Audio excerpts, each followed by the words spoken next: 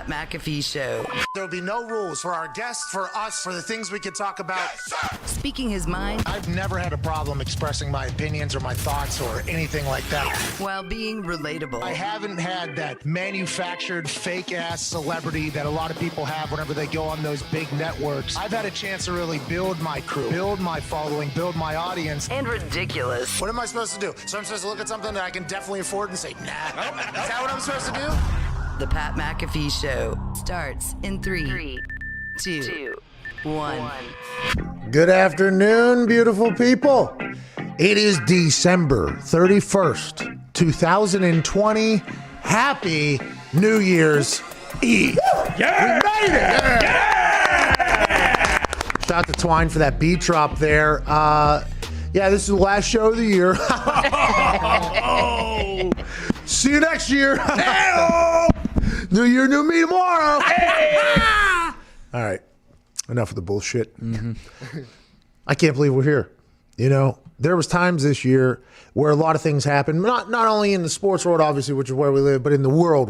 And we all have experienced it. And although there's been a plethora of sack-kicking moments in this past 365 days and some blindsiding moments, today we would like to share our 3 hours with the people that listen to the show, calling in, talking about their favorite things from the last year. And I know it might be tough to find some favorite things or good things or anything like that, but I think there's been a few, hopefully for everybody, that we can share and have a little bit of positivity as we lead into 2021, which by all accounts is potentially going to be the greatest year of all time. Hell yeah! Now, it is getting a little bit alarming because in the people in the real world, I've been hearing some quotes that they've been saying, making its rounds on social media. I guess the first couple of months of 2021 also not going to be great. Yeah, we're looking at the back half of 2021 here. That's going to be awesome. So earlier in the year, whenever we were talking about let's get to 2021, hey, 2020 stinks.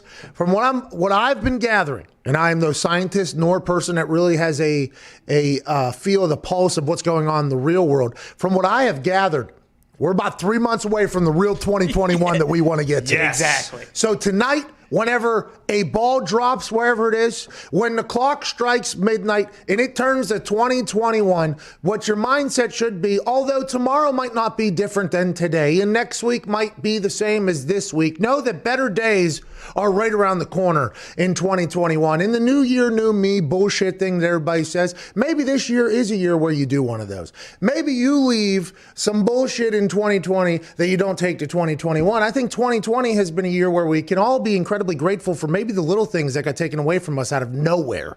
And even though there's some terrible sports games on, whenever we watch them, we have to think back to the time this year where we had zero sports at all anywhere. There was a sports game about to happen, actually, basketball, and the MC got on the announcement and said, everybody needs to leave the building, go past. What? And you heard a lady, and then that one thing led to another with the entire world shutting down. So hopefully, if anything we take from 2020 into 2021 is a little bit of gratitude for the smaller things in life and appreciation. And hopefully we'll get some calls from people around the world. 1-888-MAD-DOG-6. Can't wait to chat with you. We'll talk some sports. We'll talk about what happened last night in the sports world. And hopefully wrap up this year with a little bit of a bang. At Boston Connors here. How you doing, pal? I'm doing fantastic, Pat. I have to ask, though. A little sore, it seems like. Something happened last night on the Oculus or what? Thank you. We're getting right into it? Oh, yeah. I think we should, Let's just fire it off. I've been waiting to hear that. Let me tell you a good thing that 2020 brought me. I'm a gamer. Hell yeah. Okay? 33 years on this earth. Yep. Same year as Jesus. Whenever he didn't decide. I guess the Italians decided. They did. Pontius. The Italians did. People forget the Italians took him out. Right? Thanks a They've been lot. doing paid gigs for a long time, those Italians. But anyways, 33 years on this earth. 32 of them, I could openly say I hated video games. Hated them. Why are we doing this? It's a waste of time. I'm going to go do real life. 33rd year, 2020, worst year in everybody else's life. I became a gamer, and last night, I started thinking like a gamer. Ooh. Yeah. So last night I'm in the Oculus, okay? My first ever fight night. Hit it with a left, hit it with a right, knock it out like fight night. Last night had one. And I'm in a different level now. Ooh. Okay, and I realized that as I was stepping in, after I weighed in, they get me into the thing to pick the fight and everything like that. Yeah. I realized I've made it to another level in the game. Okay. So now we're going 5 rounds. All right, it's full 5 rounds, full 3 minutes, and the endurance is now where the competition's at. So it's like there's like a easy, there's a normal, which is realistic, and then there's an endurance one, and then there's like class or something like that, which is it's like So I'm up in the endurance one now. So I'm one away from, potential professional Oculus boxer. Right. So the guy got a little bit tougher. So first 3 rounds, by the way, I've only been knocked down 1 time before. I get knocked down once in the first 3 rounds. The other guy got knocked down 0 times. Whoa. Yeah, I'm throwing everything. Okay? So after the 3rd round, I've never been to a 4th round. My Oculus knows I've never been to a 4th round. In between rounds, since I don't have a stool, normally I do the full bend over, you know what I mean? Yeah. And I think of my strength coaches from all the time going, there is no air down there. And all I'm thinking is, yeah, but my body wants to just collapse right now, so I'm going to do this. And then all of a sudden, in about 15 seconds into the minute-long break that you get in between rounds, I go, this Oculus is probably reading me right now. It knows I've never been to a 4th round. It probably thinks that I'm tired right now. If I'm bent over and it's on my hands and the thing is probably reading my own, like my blood in my head probably, so I stood up, okay? I stood up and I did one big deep breath. Tried to do like a sniper, slow down my heart rate. And I just stood up for the entire in-between for the rest 45 seconds, okay? So now I'm outsmarting my artificial intelligence Oculus robot that I'm controlling inside of there. And I literally had clear as day. I said, if I stand up and act like I'm not tired, I'll probably come out here looking a little bit better. 7 seconds, guy gets knocked down. Wow. 7 seconds. First right hand, guy's down. I'm like, ha ha. 15 seconds, he gets up, obviously. I'm standing now, right? Don't want to, still dead tired, but acting not like it. Yeah. About 15 seconds into that thing, jab knocks him down. So this guy's down 2 times in the 4th round in the first 45 seconds. I'm like, that's it. Just got to act like you're in really good shape in between rounds. They'll make your Oculus guy stronger or whatever. Anyways, he survives 4th round. I get 3 knockdowns. Into the 5th round, 149 left in the fight. I knock him out with a jab. He's down forever. Yeah, I outsmarted fucking artificial intelligence that Zuckerberg created. I'm already here. I'm a gamer. I'm smarter than them. I am so pumped up about it. I might take over the whole goddamn system at this point. Might as well. Why stop now? Nick, I called you immediately after this because I would like to know what your thoughts were. He was soaking them, by the way, in his new hot dog. Nice. Can't blame it at Nick Ronaldo. Soak of the year. Felt good. You're a super tech guy. You know the whole thing. Yeah. I'm right? Like that thing was definitely reading how tired. I was actually just about to Google and look up, can the Oculus actually read any type of pattern in your body whatsoever? You maybe, if it does, you're definitely right. Because I just don't think it does. I would assume that if the Oculus feels that it's just getting straight down, like I'm bent over. Because they got the view, too. It probably knows that I'm like dead tired or whatever. So I stood up, and I thought I was so smart, too. I was like, all right, slow the heart down. Don't breathe too heavy. And I was like, don't even like sound tired either, because it's probably listening to you. Yeah. Because it does have a microphone on it. You got to think the AI in the Oculus was like, holy shit, he's standing up. He's in better shape than he was in between the 1st and 2nd round. Oh, my God. Yeah, and then it rewarded me 7 seconds in, fucking Don. See you later. By the way, 5 knockdowns for me, 1 knockdown for him, all in the 4th and 5th round. Huh. People would think that the robot had stamina. No, that's me, Ty. I was fucking pumped about it. I mean, so it's not a matter of if, it's a matter of when, you're going to get the strap here. I mean, are the guys getting much harder? I think I am the champion. Oh, you are? Yeah, you already have the belt. The last time I fought this guy, it said champion at the top. And it didn't this time. So I think, because they have 8 guys, I've learned at this point now. Okay. And you just go up levels.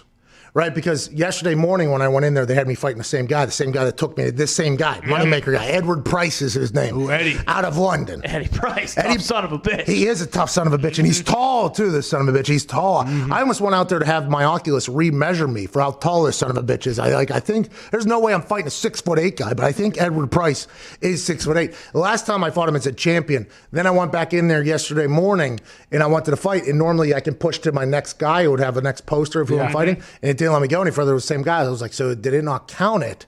So I got like pissed off at the game, left. Last night I went in there. It didn't have champion. The biggest difference was it didn't have champion. So I think I am the champion right now. Let's go! And I'm out thinking fucking Mark Zuckerberg and his Oculus. Beating artificial intelligence. Pretty good year for you. 923 punches I threw. In one match? One fight. Jesus. 807 power punches. You do the math on how many jabs I threw. Yeah, those things are just coming. And I'm going, by the way, I'm switching from southpaw to right hand, whatever the fuck it Confuse is. the opponent. No, not confuse the opponent, because at points I can't lift my arms up. So I got to switch the one that's in front to block the punches, because then I'm just throwing the left. Haymaker. It's like a big hook sweeping left that I think a real human would probably just like catch, maybe even. But in Oculus boxing, for some reason, I get that son of a bitch every single time. Different game. I see his jaw going, a little bit of spit. Ooh. Yeah. Well, they need to add some more opponents then. If you've already, you've beaten everyone they have to offer. So what next can you do? I guess Creed has a game where it's similar. Oh, yeah. Okay. Mm-hmm. So I think whenever I start streaming I'll probably go through Creed Start and the Creed game. Start from the bottom. Those first couple fights should be fun to watch. Oh, yeah. So if it's anything similar to the thrill of the fight or whatever. But I worked out on dummy yesterday a little bit. Ooh. I need to get my uppercut going. My uppercut seems to only catch him in the sternum every single time. Still, good body blow. Started working a body on a guy last night, by the way. I just fucking... And then as soon as he drops his hand, here we go. We're fucking... Bangarang. Throw it right on. My arms are so tired, dude. That's a lot of punches. 923. That's a lot of Yeah. punches. I should have challenged you to a money shot today. Yeah. Today was the day. Shoulda. But by the way, just like I outsmarted the Oculus, I outsmarted you too. I walked in here, didn't say a single word, had the hands in the pockets, because they can't go out much further. So it's just locking in there. That Oculus is probably going to get me in good shape as soon as I decide to potentially eat somewhat healthy. Which wasn't today. We got pizza. No, yeah, Monday. And Chick-fil-A. Monday. Monday. You're going into a weekend here. You got NFL football. Yeah, you got come on. some bowl games. You don't need to be eating healthy until Monday. At Ty Schmidt, 2020 brought a lot of good things. A lot of bad things, obviously. A lot of good things. In your eyes, when you look back on 2020, maybe 2030, you open your eyes, you'd be like, hey, you remember 2020 when? What would it be for you? Rogers Yeah, on the show. you and Aaron becoming friends. Yeah, you knew it. You could never... I don't know. If I would have thought that this would happen like 5 years ago, it couldn't have been further from my wildest imagination. So yeah, being able to talk to him every week and interact with him, it's been pretty cool. Close second obviously would be Take's coronation when he left the WWE. That was my second most favorite moment from 2020. When Undertaker? Yeah, when Take, his final farewell. Yeah, Take's final ride, if you will. Thank you, Take. I just wanted to make sure I got that out again before the end of the year. We in 2020 we learned a lot about Undertaker. We did. Truly. On this show we had him on. He was an incredible interview, good conversation. Yep. But with that hashtag thank you Take, I think in 2020 we learned a lot about what Undertaker was doing for people behind closed doors. Yeah, maybe the most important person of a generation. Yeah. That's what that hashtag showed. Yeah. Yeah, seriously. The children of Take were out in abundance, and they were amazing. A lot of Undertakers was like my dad. Yeah. A lot of that. Raised multiple families across the world. Hashtag. Thank you, Take! But yeah, the Roger stuff was obviously of course. very cool. How come you just can't, for one time, give a couple real answers? What do you mean? I did. You're telling me that thank you Take is the number 2 overall thing. You got engaged this year, didn't you? Didn't you not get engaged this year? No, I got engaged last year. No. It was last year.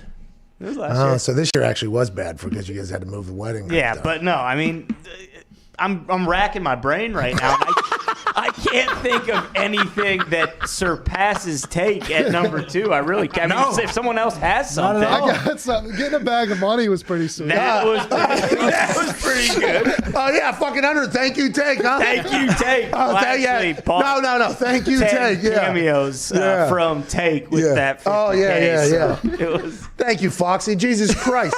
I forgot that happened, I was by the gonna way. say that does not seem like it was this year. Well, because you're racking your brain. Fucking thank you Take. The Taker. By the way, I respect it. Undertaker gave us a great interview, man. Did. Who do you put to sleep? Cypress Hill. 16 minutes in the show. We got no guest today because we weren't supposed to have a show. We'll have some friends of the show call in, though. Ooh. And I do believe AJ Hawk potentially left his family vacation early. Oh, okay. Yeah, we'll ask him about that for sure. And we'll also do his favorite segment. Ooh, questions from other sports shows? Yeah, we will do that. Come on! As soon as he gets on the air. There's been a lot of interesting ones. We'll talk about some sports, obviously, but let's get to the phone calls. That's what today's all about. Hell yeah. We'll celebrate the dawning of a new year with people that listen to the show and hear what they got to say here on Mad Dog Sports Radio. By the way, if you're listening on SiriusXM, after this 3 hours of whatever happens here, you guys are in for a treat. Ooh. JT the Brick is filling in for Mad Dog today. What? Brick. Let's go to Brandon in Colorado. What's going on, Brandon? How's it going, man? JT the Brick, dude. Can't believe it. Hey, everything's good, Brandon. What do you want to talk about, pal? Hey, man, I just first wanted to say I appreciate the call. First time answer from y'all, so I appreciate it. Everything you guys are doing. Hammer down. Great gambling show. 8-0 yesterday. Just want to say can't brag because it probably won't happen again. No big deal. But I want to talk about the Browns. Weird. Are they about to lose to the Steelers and Mason Rudolph, and do they cover? Great question, Brandon. That's not really what we're looking for phone calls today. No, not really. No? But Way to go, man. I mean, I guess he's, first one, only up from here. You kind of like where we started. Favorite moment of 2020, it's going to be like a little reminisce thing. You know what? Hammered Down came into Christian, I think is what he was saying. There we go. Huge. Hammered Down. I've enjoyed the hell out of Hammered Down. Getting a sports gambling podcast out of this office. Diggs, myself, Gumpy, Michael Lombardi.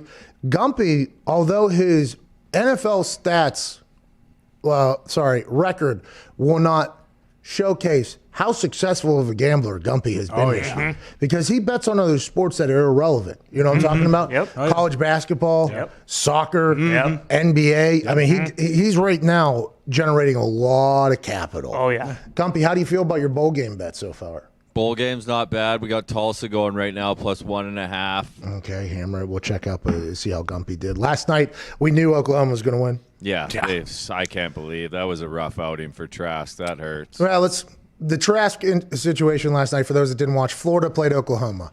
And Florida, this is the New Year's 6, so this is the number 6 game. So this game means nothing, but it's supposed to mean more than the other shit, right? It's not the college football playoff, but it's the next biggest game, allegedly is what it was supposed to be. Yeah. And yesterday, whenever I came in the morning, I heard Florida was getting 4 points or 4.5 points, and I was like, we're hammering Florida right over Oklahoma for sure. And then Gumpy and everybody really quickly said, no, they got nobody playing. And I said, is Trask playing? They said, yeah. And then they put up a graphic right before the show started. NFL tight end not playing. Yep. 3 NFL wide receivers not playing. And Trask, who is one of the top conversations of quarterback that kind of rose up the charts there for Florida, he decided to play. And it's very interesting because it kind of puts people in a little bit of a pickle here. Because the conversation is, should these guys be sitting out thinking business-wise, especially for the New Year's 6 game, which is supposed to be a big-time game. Now, I guess the 4 player stars that sat out on the offensive side of the ball for Florida, they did not view it as that big of a game because they're right, it's not worth shit. It might as well just be the Cotton, or it is the Cotton Bowl. It might as well be the Meineke Car Care Bowl. Belk Bowl. Because there's nothing you can do moving forward. Like, oh, congratulations, you got 5th place. Like, it's not really that big of a bowl, even though they try to make it a big thing. And obviously, at some point, they're going to expand this playoff. It should have been this year. It would have been awesome, but the olds dropped the ball. Yep. What are you going to do? Again. But the players sitting out of bowl games, opting out of bowl games, and players playing is a very hot topic conversation. It's a generational thing, right? Because whenever you're talking about 2 different generations, you're talking about 2 different types of humans here, 2 different types of football players, 2 different types of locker rooms, by the way. My generation, I think, was probably at the precipice of the new generation coming in, because whenever I was going through school, this wasn't like, unless you were a top 5, top 10 pick, it was not even thought that you were sitting out, you're going to finish it out, Like, hey, this is a team, we're going to finish out this season. We started this whenever we were running the hills in Morgantown. We went through training camp. We played all these games, these practices, these lifts, and now it's the culmination is here at this bowl game. We don't care what it is. We're at a bowl. We're going to play this thing. That was kind of the idea. That was the mindset. That's the older generation's mindset right now. You still hear a lot of older folks who come from the locker rooms that I was in and the mindset that I was in, like these selfish stars are quitting. That's what they're doing on their teammates. But I don't think their teammates view it that way. So if their teammates don't view it as that way, it's hard, I assume, for the players to view it as that way, because nobody really expects them to play, because it's a much more business mindset in locker rooms now. Now that everybody has the ability to be their own business and to prosper and make their own money, it feels like there's a much different mindset from the younger generation on, like, yeah, we will do this, but also we got to make sure we set ourselves up here. Yeah. And I guess you can blame them for that, but it also comes directly after a generation that is in eternal debt because they got fucked over by the entire process. Yeah. So I think if you kind of take in all of the factors into it, you can't really compare. This is like comparing LeBron and Jordan.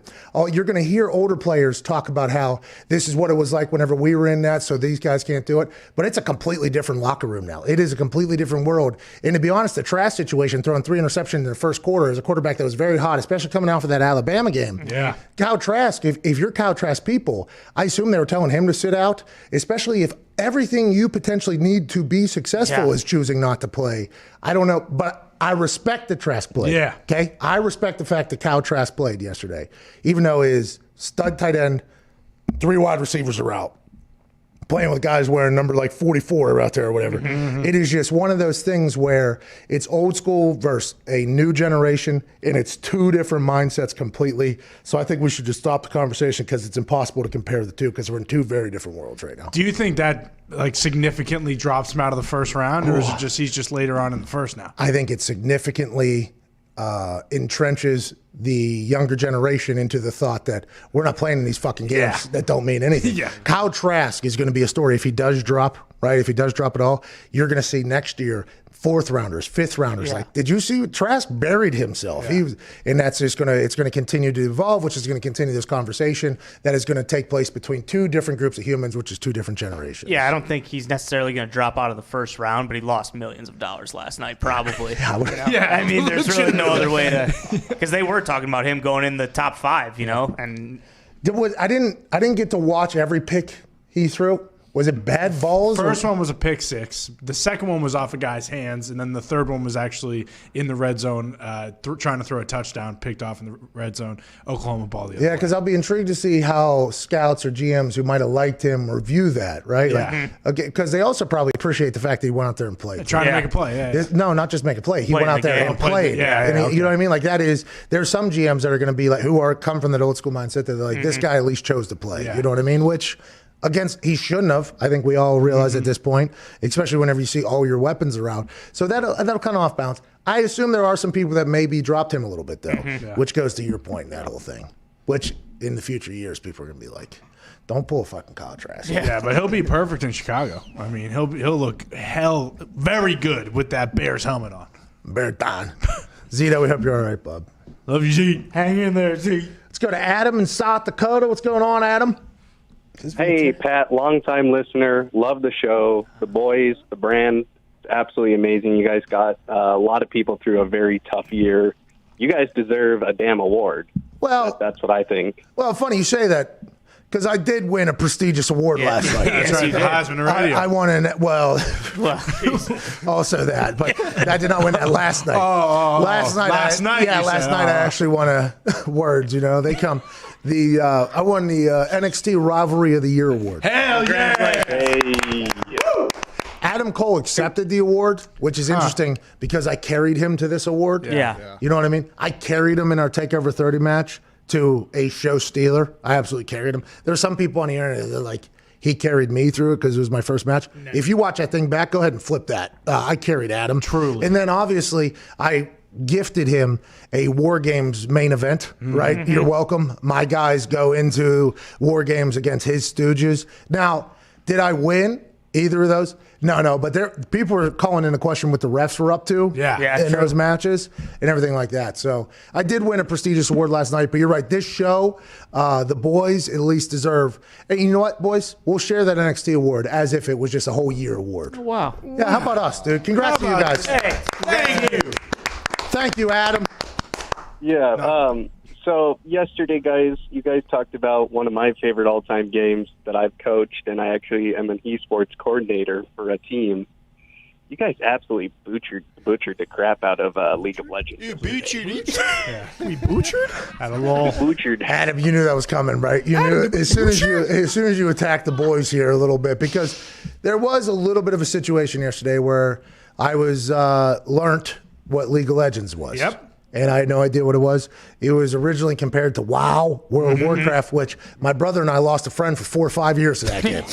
Okay, he got lost in there. That guy disappeared. That's all I know about that. I thought League of Legends was a league of legendary people with teams doing things. I didn't know what they were. Turns out, Adam, you and a lot of other gaming humans, they were sending me a lot of tweets last night about League of Legends, photos, videos. Ooh. Hey, Adam, League of Legends big events are fucking electric, huh, pal? Oh, it's absolutely amazing. I want to apologize. I don't want to attack the boys except Foxy. He used an old photo and old video. How dare you, Foxy? Oh, Foxy. That's very interesting. I did not pull up that video. Who did? That's me. Oh, man, sorry. Man, sorry set Foxy up for failure. Coach Adam. Yeah, Coach. What is this? Yeah, he's a coach, too. You embarrass me. You know you're butchering our show by calling in. hey! Go back to Detroit, man. I think the Lions need some help. Appreciate you, Coach. Have a good one. Thanks, Coach. Good luck in the playoffs. He didn't catch the transition. He missed it a little we moved bit to there. another play. Hey, you had a new enemy. You know, Adam, Coach. Sometimes you got to adapt. You got on the battlefield. And by the way, the guy you were about to attack there, man, sorry, he plays by a much different set of rules. Barking up the wrong tree. Let's go to Joe. It really is. He has no idea. He's opening the door and there's Oh yeah. Let's go to Joe in Jersey. What's going on, Joe? Jesus What's going on, guys? How you doing today? This show stinks, dude. We're only 27 minutes into this thing. What do you want to talk about, Joe? I just want to say I'm grateful that you guys got a show today. Hey. Take me through the workday today. So are we, Joe. Thank you for listening, Joe. We're pumped up about it as well. What do you want? What was your favorite moment of 2020? I got to say, pretty much the exclamation point of the year was getting stone cold down here. Oh, Listen to those stories. Throwing down beers with the Dudley boys. Well, and Stacy Keebler. I think we had 108, 110. And, I always try to keep a 12 to 18 pack out there. Thank you, Joe. I appreciate the call, man. Happy New Year to Joe. We have to get to a break.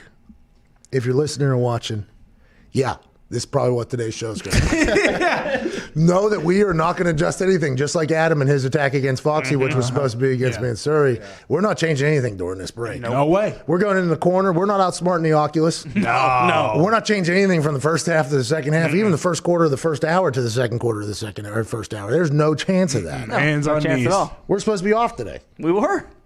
Now, some people would say that we're just taking advantage of a situation so we can save an off day for the offseason. That's not us. We wouldn't do that. No, because we want to be here. We want to be here. And we're giving away PS5s today. Whoa! 4 PS5s given away today. Let's go! Yeah, CFO Phil is randomly selecting them right now. The winners. Attaboy, Phil. Phil. So if you don't win one, there is one person. Foxy's going to get the heat for that, too. And by the way, I believe it's Phil's kids picking the winners. Really? Oh, jeez. So if you don't win and you get mad, go ahead and attack Phil's kids. They're tough enough. Yeah, they are. Hopefully they shut their DMs on their Twitter accounts, but Phil would not allow his kids to have that. He watched accounts. The Social Dilemma. Oh, that's right. His kids, by the way, are going to be tougher than all of us probably in a year or two, if not now. They're smarter than us for sure. Yeah. Go ahead, Nick. Can I address an issue with the Arby's Brick contest? Uh-oh. There were a lot of complaints that people just made burner accounts and spam niche. I don't think a lot of people realize how many people just watch the show on YouTube or listen to it on Sirius. Yeah. Who ended up creating a Twitter account to enter the contest. Yeah, agree. We have a lot of people that do that actually, because I'll see a lot of tweets that say, I've never had a Twitter account, created this just to tell you your show stinks. Is that right? Thank you. Welcome to Twitter. You're going to fit in just fine. It feels like. But by the way, So what? Yeah. It's the name of the game. Hey, we told you could enter up to 55 times. Yeah. Mm-hmm. Okay? Don't be mad that you got outsmarted. Yeah, that's business, baby. Well, we're giving away free shit. Yeah. Like, that's my biggest thing, And maybe this is that Foxy generation. Might be. You know what I mean? Yeah. Who just, you hand something. We gave $125,000 out. Do you remember? This is 2020. Let's do a little recap. We gave out $125,000 because we reached 1 million subscribers on YouTube. Yeah. Thank you. Thank you to everybody on YouTube. We appreciate the hell out of you. You guys are the best. You give us so much leverage to go ahead and say literally fuck you to everybody if we want to. And it's because you're the greatest humans on earth. And we're very, very thankful for you. Just want to let you know that. And it's hilarious how you guys are referenced by the execs whenever they're talked about in negotiation system. Mm-hmm. Very funny, actually. I'm not doing that. Oh, it's a good opportunity. Is it? Are you sure? Seems like it's smaller than the network we created already. No. This is a good opportunity. Is it? I don't think so. That doesn't seem like the right number there. Doesn't feel like it. I think there's going to have to be a couple more commas in there if you'd like me to do that terrible job. You're lucky to be getting offered this. I'm like, well, I don't think so. Okay. I don't think so. You know what? Because my YouTube's bigger than...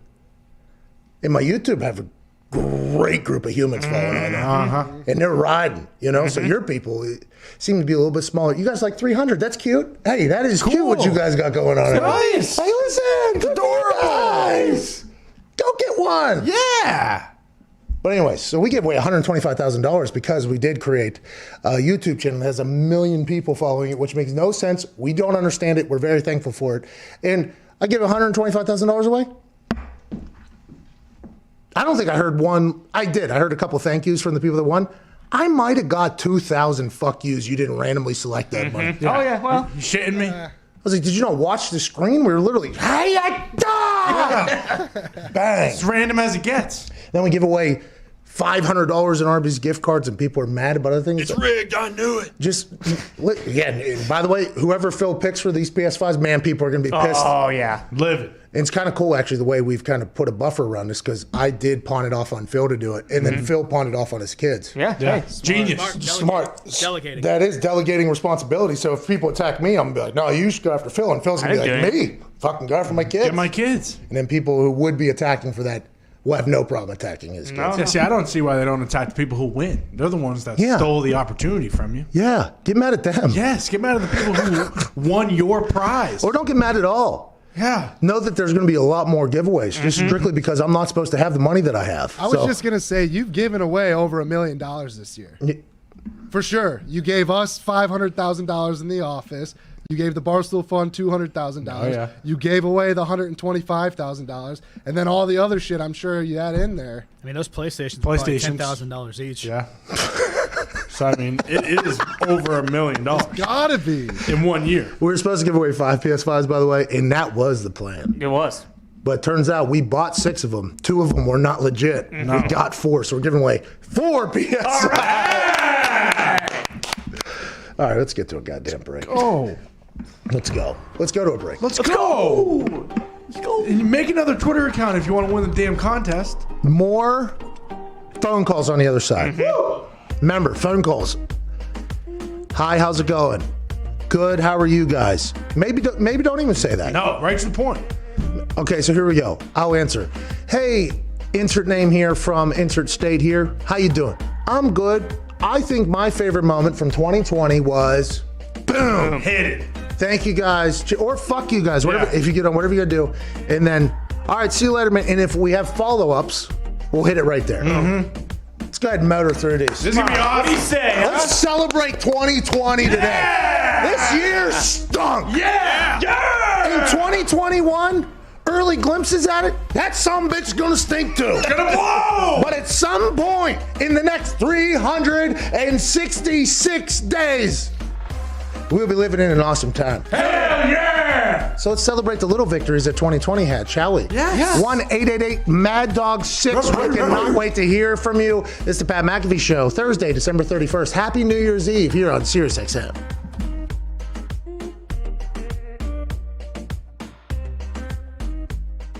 Happy New Year's Eve. Okay, 2021 is right around the corner. I'm watching NXT. It's the Year-End Awards. All right, I'm up for basically everything, as I should be. I just realized and learned that I did not win the Breakout Star of the Year award. Congrats to Shotzi, yada, yada, yada. If I was any less of a gentleman, I would demand a recount. You know, because I already won an award tonight, though, for those that are wondering. Rivalry of the Year. The biggest year for NXT, okay? Developmental brand. Then the roster was so talented. They put on such good shows. They got propelled into the limelight. USA Network. Biggest year in NXT history. Already winning awards in my first and second match. Rivalry of the Year. When Adam Cole acted like a child on my show, which led to a show stealer at NXT TakeOver 30 where I carried him. And then obviously when I led my team into battle at War Games against his group of stooges, Undisputed Era. I won a big prestigious award. And then I never got a call back. By the way, this one torn off the top. Wah! Jeff Hardy. No callback. And I might be completely defeated in my professional wrestling career, but I only made a couple of mistakes and it shouldn't happen. And I kicked out of a Canadian destroyer, much to the chagrin of this stupid internet wrestling community. So I'm already winning awards. I should be undefeated. Am I the greatest wrestler of all time? I don't know. You tell me. It's great to be great. It must suck to suck. Congrats to me. And all the other winners tonight. Adam Cole's a scumbag. Remember that. Oh, wait! Oh, wait! Oh, wait! Oh, wait! Oh, wait! Oh, wait! Oh, wait! Oh, wait! There's a grown man with face paint on. So you're Big Nut. I am, and you're Little Nut. Well, I've had a few of those in my life. Hey, I'll tell you what, Big Nut. I hope to find you one day on my wedding night. Big Nut! Little Nut! You did a great job, too. The lines are straight. No DUI problem there. You're really doing a great job here, sir. Hey, Big Nut, I love everything you're about, bud. Because we are going to win the game. He just spit in my mouth while saying that. The most likely team to make the college football playoff is the team that is in Columbus. He said khakis are way too close to that team from up north. If you don't put black pants on right now, you're going to get booed out of Columbus. So I went with the black. Makes me look thin. And whenever I say 2 letters, the place goes crazy. OH! Yeah! Ladies and gentlemen, Eddie George.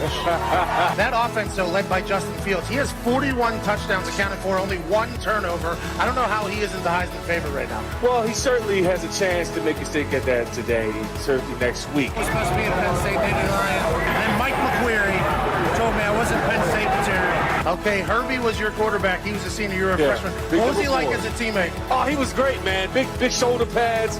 Kurt could run for days back in the day. We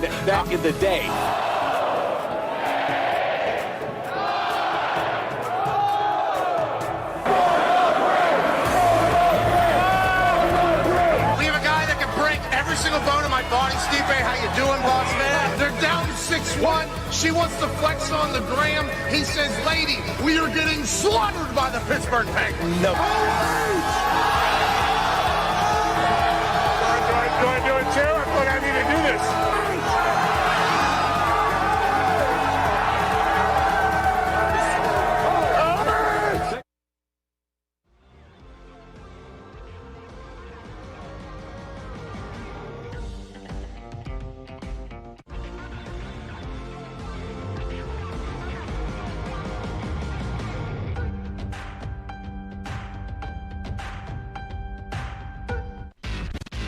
Do not talk about Pat McAfee. Do not talk about Pat McAfee. One fight at a time, fellas. The Pat McAfee Show. That's right.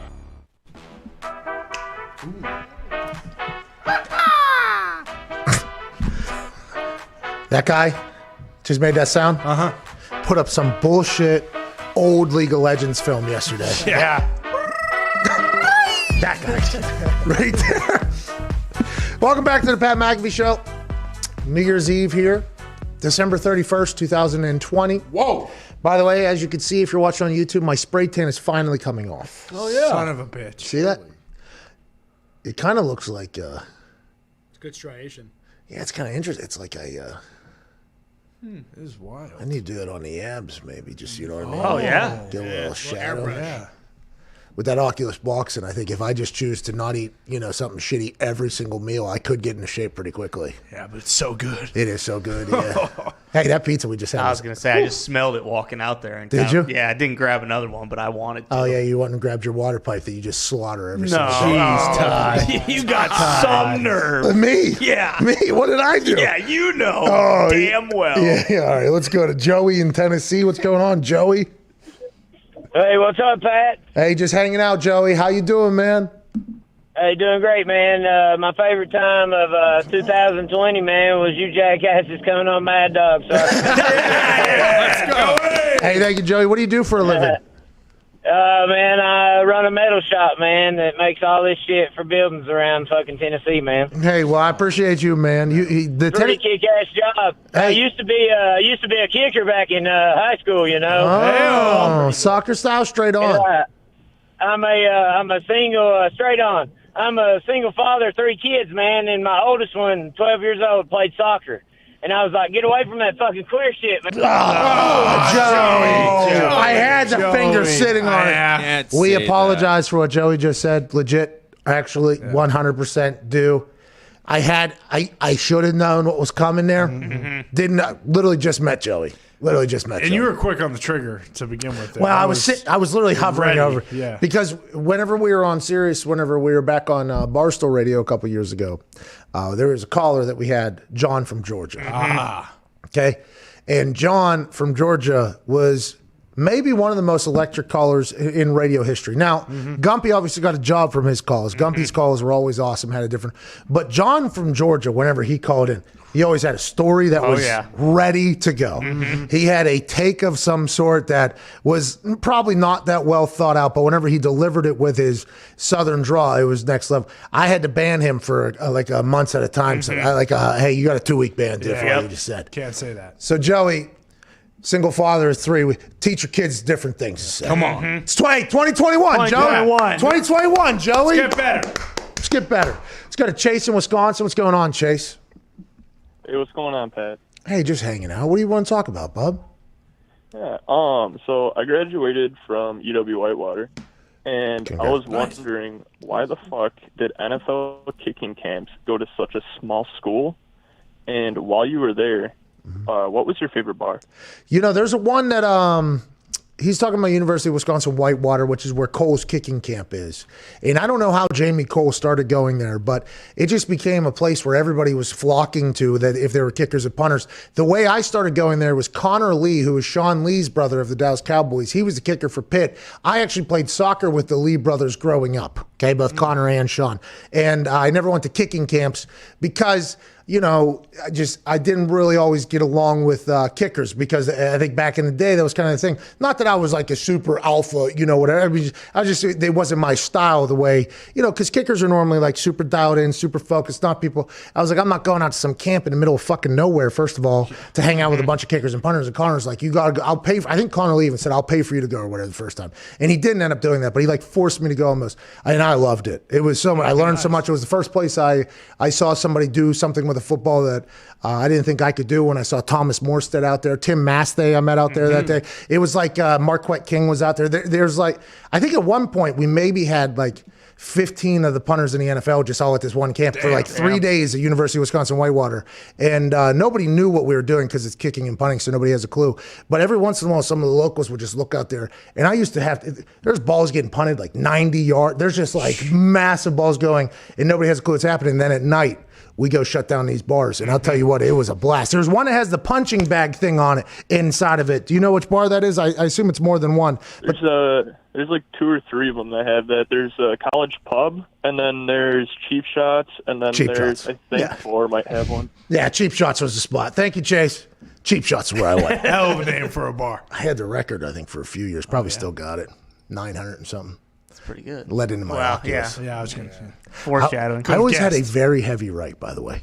You can ask some people. And the robots on the Oculus, too. You can ask yeah, not fucking Edward Price, though. That guy was just standing there eating them for 3 rounds last night. Yeah, well, Eddie Price is the size of Tyson Fury. He's a big son of a bitch, this guy. He can take shots. I was doing that at one point. Yeah, Are you worried that you're going to get burned out on the boxing? No. It is so much fun. Really?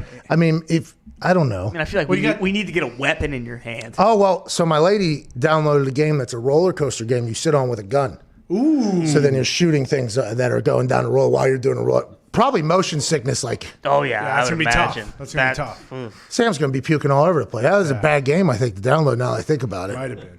The Beat Saber one's fun. Yeah. I'm getting into that. Well, and you got the Creed game, too. Like, for the boxing, if you were just doing the same game, since you got another avenue to go down, I mean. The ping pong has kind of run its course. Yeah. Haven't played ping pong in a couple of days. You see that.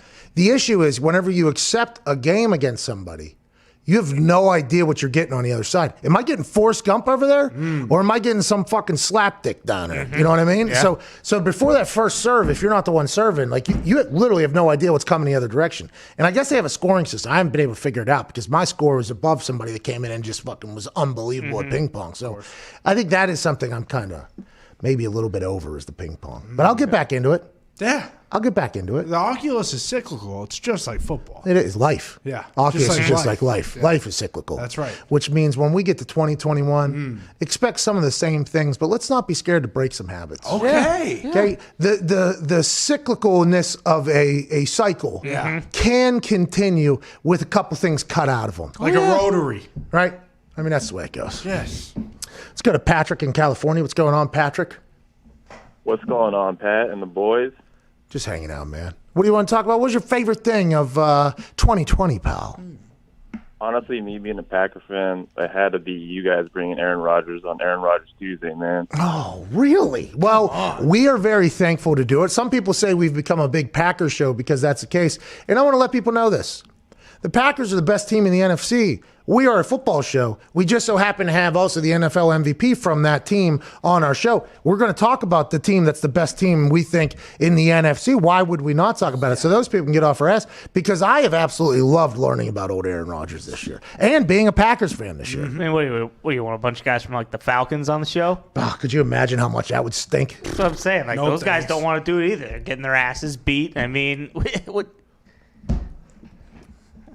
Don't get me started, okay? Because I've seen it a lot too. You know, I get attacked for it as well. Oh, It's do like, you really? yeah. Do you? Who attacked you? People from Atlanta attacked you? Well, not Atlanta. I'm just saying in general. You know, do you want just a bunch of guys on shitty teams on the show because they'd be good interviews? And I'm sure they would be. But I mean, hey, guess what?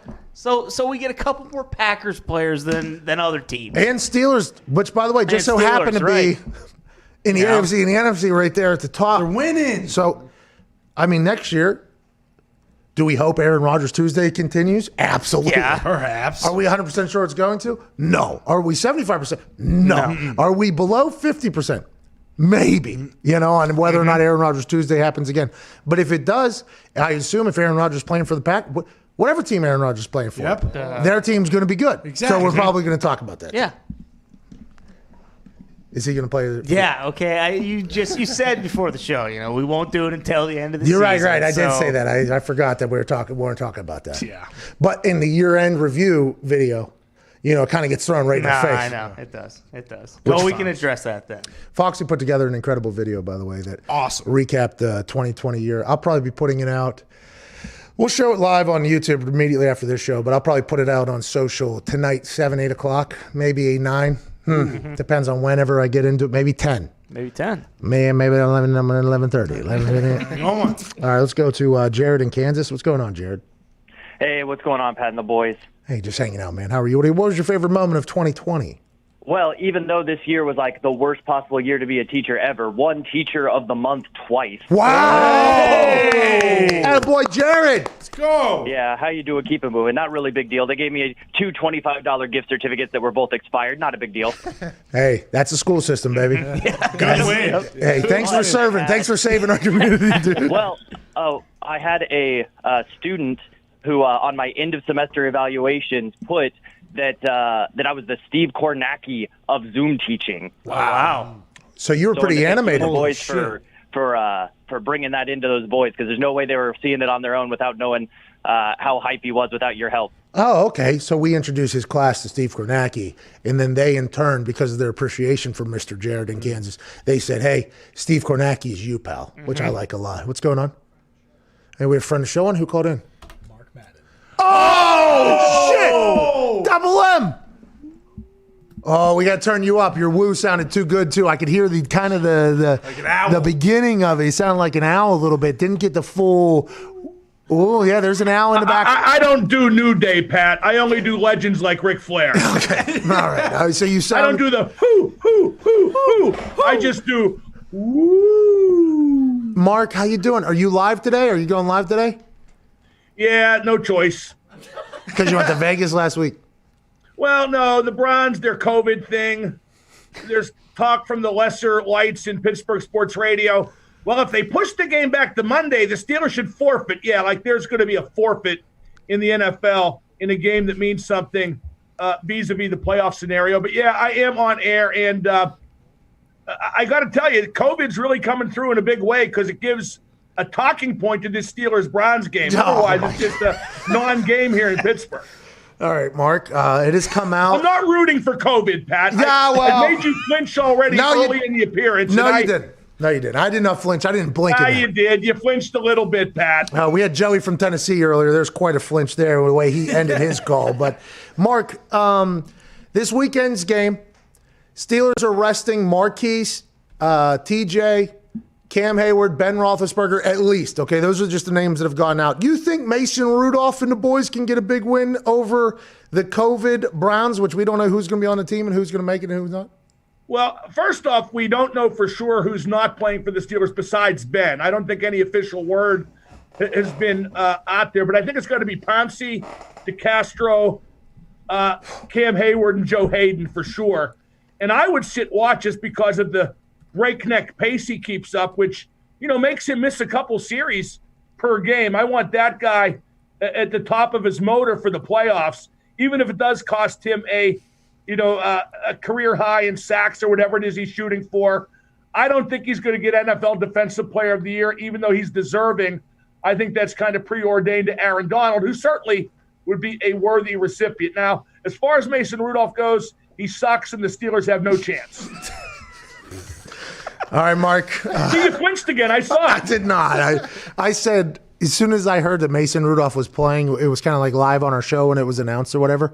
I said, oh, that team's going to stink just because Mason is not good at football, we've seen. But no, he's not. No, another year of practice, another year of practice, a little bit more understanding of the offensive system, a little bit of experience in the NFL. He could come out and be a ball player, Mark. Am I on the Pat McAfee show or some kind of Disney Fantasy World program? I mean, come on, the guy's a bum. He's not even a good backup. Maybe Duck Hodges will see some time. Duck Hodges makes Mason Rudolph look like Joe Montana in his prime. All right, so we're doing a yearly wrap-up here. That's today's show. I'm happy you got some shots in there. What were your favorite moments from 2020, Mark? Well, first off, thank you for the opportunity to take those shots. Yeah. I always enjoy that. It's, silver platter, here you go. The two best things from 2020, one far and away that your listeners won't care about, but Liverpool won the Premier League. Yeah. That's the first Premier League title since Mark. Well, there you go. First top-flight title since 1990, and I was overjoyed about that. I thought COVID might wipe it out, but thankfully they resumed the season. And the second is, go ahead, what, your interruption? Bro, you never walk alone, dude, right? Never walk alone, bro. Never walk alone. When you walk through a storm, hold your head up high. And the second greatest thing was Pat McAfee on NXT. Hell yeah. Let's go! Yeah. No question about that. Everything else in 2020 blows goats. But Liverpool and Pat McAfee, that was the daily double of 2020. I enjoyed both immensely. And I want Pat McAfee. I demand Pat McAfee be back on NXT. No, wait. I'll go one step further. Pat McAfee should be doing the opening segment on Raw. Oh, whoa. Never mind NXT. Whoa. Pat McAfee's the best promo in the business. Right. He should be doing the opening segment on Raw. And while you're off TV, Pat, I can't imagine. They had Adam Cole accept an award that you did everything to earn on last night NXT. I mean, Pat, I'm not saying somebody was a stooge and a sellout, but somebody was a stooge and a sellout. All right, thank you so much, Mark. That means a lot. I appreciate you, man. And I am an Adam Cole fan, too. I've often said I hate it when mom and dad fight. Yeah. We think he's a scumbag, but you have said that. You've been very consistent. We appreciate your time this year, man. You've made our show better. Pat, you are a phenomenon. I am jealous because you've surpassed my career in wrestling and in radio inside of 7 or 8 weeks. All right. Ladies and gentlemen, Mark Madden. What happened to a nicer guy? Thank you. Thank you, everyone. Thank you, Mark. That was very, very nice of him to say all those things. But, boy, could you imagine if I let off Raw? The wrestling fans would be so mad. Probably a smart move, though. No. There's a lot of good stuff they got going on in that world. 20 seconds left until hour one wraps up here. Hour two, what will we see? How many phone calls are we in? 7. Well, 8 with Madden. Eight calls. Trying to get to 31, which would be a record for the show. Come on! So next hour, we're going to get hot. AJ will be joining us halfway through the hour. You got about 6 minutes. Go ahead and take a shit. The Pat McAfee Show on SiriusXM. Let me tell you a little story about these statistics. Troy Polamalu, okay? Fucking Troy Polamalu. So We had a fake for the Pittsburgh Steelers that was a 100%er. We didn't even have a cancel the goddamn play because it was a 100%er. If we ever end up in this situation, inside the 7-yard line on the left hash, it is a 100%er that the C gap will be wide open and we will just part the C to the left. It'll be a touchdown. 100%er. We're playing in Pittsburgh, the city I grew up in. I grew up in Pittsburgh. I won the punt, pass, and kick national championship, AJ. National championship, AJ. Congrats. AJ, did you ever win the national championship, punt, pass, and kick? I think I got 3rd or 4th out of 4 at the Nationals. I'm proud of you, man. Anyways, so we're there in that stadium, okay? A lot of McAfee's in there. A lot of McAfee's in Pittsburgh. I'm going to score my first fucking touchdown, night game, Sunday Night Football, I believe it was, right here, touchdown. We get into that situation, and I'm like, holy fuck, this is really going to happen. We're like on the 6, on the left hash. It's 4th and goal now. Field goal team's jogging on. I'm like, well, fuck, it's about to, I'm ready. I am ready for this to happen. So I get out there. I get down. Vinny's like happy for me. Vinny's like very excited. He's like, let's fucking go. Like Vinny's excited for me at this moment. I'm like, here we go. So I make the call. I forget what it was. So I start saying it, right? And everybody's looking at me like, okay, bright eyes. Here we go. Let's get after it. Offensive linemen are dead ass tired. They do not want to be in the middle of a field goal anyways. So they're just like, all right, I don't give a fuck if you die here, but this should work. Let's get some points. And all of a sudden, I go through my cadence, I call it, I get down, and Troy Polamalu's fucking ass goes ahead for however long his career was at this point. I think it was like 9 years or 8 years at this point. Not a once has he ever gone to this side of the field over here to the left and stood right in the C gap. Never. He lined up exactly where he had lined in film 100% of the time. And then as soon as I got to like the second cadence right before set, he just bounced his little ass right over to the C gap. And I like stopped everything I was doing and I literally just looked at him. And I gave him like a, what the fuck are you doing, man? Like, why are you there right now? And then I stood up and said, we are kicking it. We don't have it. We have to kick it. We are kicking this. And then I get down, and Vinatieri kicks it, and I jog off the field, and Chuck Pagano comes running up next to me. He's like, hey, good job. What you see? I said, what did I see? Polamalu just fucking went right into the goddamn C gap. What did I see? What did I see? And he goes, okay, sounds good. Good call then. And good call then. And then Vinatieri's like, hey, way to go, buddy. I'm like, way to go? Are we not going to talk about how big of a fucking asshole Troy Polamalu is for what just happened right there? So that's. I saw the angel of death waiting for me in the C gap. It's unbelievable. What, you thought I was going to run him over? No way. He's probably going to strip me and score a touchdown the other fucking. That's Polamalu, bro. That ain't just your backyard football with your son. These are professional fucking athletes. He'd probably jump over the lineman, pick me up, and run me into the other fucking end zone if he wanted to. That's what he would have done. The hard-hitting safety of his generation, too. I mean, Ed Reed, great cover safety. I don't know that you would have feared him, but Ed Reed, I would have feared Ed Reed. Yeah, if I saw Ed Reed in that C gap, absolutely. Reed, boy, the best safety you ever seen, boy. I ain't doing shit to Ed Reed. No, Ed Reed would have made the tackle. I'm saying that Polamalu would have shaved years off your life. Oh, my God. First things first, 50-yard trash can drop into the bucket accuracy contest. Apple, second.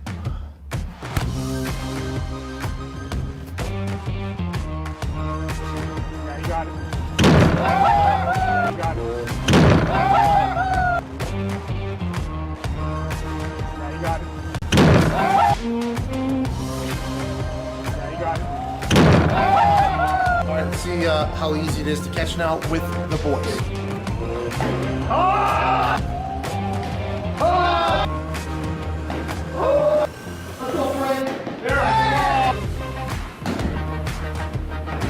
Time maybe to play down low. All right, so you can throw the shit out of it and catch it. I think the XFL ball gets a big pass. By the way, I hit some bombs with it as well.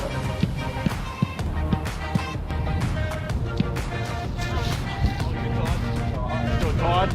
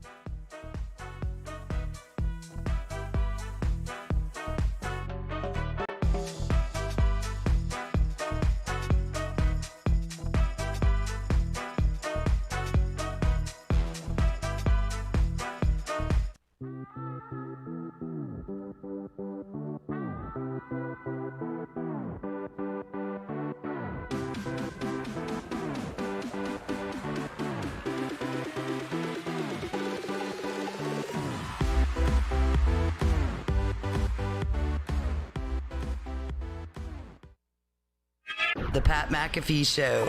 There'll be no rules for our guests, for us, for the things we can talk about. Speaking his mind. I've never had a problem expressing my opinions or my thoughts or anything like that. While being relatable. I haven't had that manufactured fake-ass celebrity that a lot of people have whenever they go on those big networks. I've had a chance to really build my crew, build my following, build my audience. And ridiculous. What am I supposed to do? So I'm supposed to look at something that I can definitely afford and say, nah. Is that what I'm supposed to do? The Pat McAfee Show starts in 3, 2, 1. Good afternoon, beautiful people. It is December 31st, 2020. Happy New Year's Eve. Hour 2 of this stupid-ass show begins right now. Thanks to Twine for that beat drop. And a beat drop all year, Twine. We appreciate what you've done for us here for this open. It is a magical thing that gets us pumped up. There is some breaking news, I believe, coming into hour 2 here involving an NFL team that has a game this weekend that does matter. Connor, you just read the tweet. I believe you know what's going on. Ryan Fitzmagic, and correct me if I'm wrong here, is out of practice today for the Miami Dolphins for undisclosed reasons. And they signed another quarterback to the team. I believe so. Yesterday they had a guy in from the practice squad, Gumpy. Jake Ruddock. He's been the third stringer all year. Yeah. And what did anything happen with him? If he's been a third stringer all year, why did he get mentioned? They just brought him up from the practice squad. Oh shit! See, I thought they were going to say Tua was injured and roll with Fitzy the rest of the way. Because, by the way, that would make it a lot easier for them to make the decision to put in the guy that came back in the final minutes of your game last week against the Raiders and win that thing for you. Yeah. It would make it a lot easier if you just said, Tua was hurt or something like that for the crowd, you know what I mean, to handle the situation for the sake of Tua, by the way. But I'm not saying that you should make up an injury for somebody, but we thought that was potentially what was going to happen for whatever reasons. Instead, Tua's the guy this weekend after what Fitzmagic did to put them in a position. If you're Tua, you're framing this in your head as he put us in a position to go ahead and win and get into the playoffs. Fitz is out for undisclosed reasons. Hopes everything's okay with Fitzmagic, by the way. Hey, Bob, T's and P's. And then, is this guy a closer? Do we know how this guy is in the fourth quarter, a 2-minute drill? Do we know how this Ryan Fittich, you said his name was? Oh, Jake Rudolph, Iowa legend. Yeah. Ooh. You can sling it around. What's his name? Jake Rudolph. What did I say? Ryan Fittich? Fittich. Yeah, Fittich. Might as well be. Oh, here's the Chris Strafolsky people about to come after me from down there in fucking Iowa and Miami. What's his name? Jake Rudolph. I feel like I know the Iowa quarterbacks. There's been a couple Iowa quarterbacks that have played now that I have no idea that they were Iowa quarterbacks. Yeah, he kind of stunk at Iowa and then did a fifth grad year at Michigan. Okay. Oh, okay. That's what I know. Yeah. Harbaugh brought him in and wasn't great there either. Is he a closer, though? Maybe he's not good for the first 3 quarters of quarters because that's all you need because that's what Fitzmagic does for the Tua situation. Anyways, we got a guest, I believe. Mansuri's calling people up over there. Who is it? Sam Robertson. Sam fucking Robertson. Sam, hey, 1 year ago, by the way, ladies and gentlemen, from the Jim Norton and Sam show, or Sam and Jim Norton show, Sam Robertson. Sam, literally, as soon as I introed you there, my entire headset just died there battery-wise, so it might be tough for me to hear you, but it's great to see. Omen. What's that? It's an omen. It is better not to hear you, but I can hear you through the speaker over here because this happens so often. 1 year ago, Sam, you, me, Mansuri, Evan Fox, Kathy Kelly were putting together the Nxt Year-End Awards. Now, here we are 1 year later, and I've won one of them. So, what a year for me. How are you doing, Sam? Yeah, that's one way to look at it. Another way to look at it is a year ago you were hosting the NXT show, and this year you've actually been written off television, and from what I read, not your call. That's a little bit of a damper. Yeah. That's a little bit of a damper. A little bit of a way to, but I did win it's a prestigious award and I won. So It is. How are you, Sam? What are you up to, buddy? Congratulations on the award, man. Thank you. What have you been up to, man? I just got a pump on to close out, 2020. Yeah, but what have you been up to? You're doing WWE Network. You have a show every single week. Congrats on that, by the way. Yeah. Sam's got a show on WWE Network. Yep. So we're doing, of course, Jim Norton and Sam Roberts every morning over on Sirius XM 103 before your amazing show here. And then, every Thursday, dropping at 10 a.m. Eastern. But it's available on demand for everybody to get to it on the free version of the WWE Network. You can get Not Sam Wrestling, where I'm just flapping my gums about wrestling for an hour a week. And the loneliest late night show on the internet. Sam Roberts Live every Friday night. Go ahead and pop in there for a little surprise of hilarity, I'd say. But Sam, the WWE Network, as a friend of yours, kind of. I mean, you know what I mean. As a guy who we've worked together. You getting that show on WWE Network as a lifelong fan of the WWE, that's legit one. It was really cool to see that whole thing come together, man.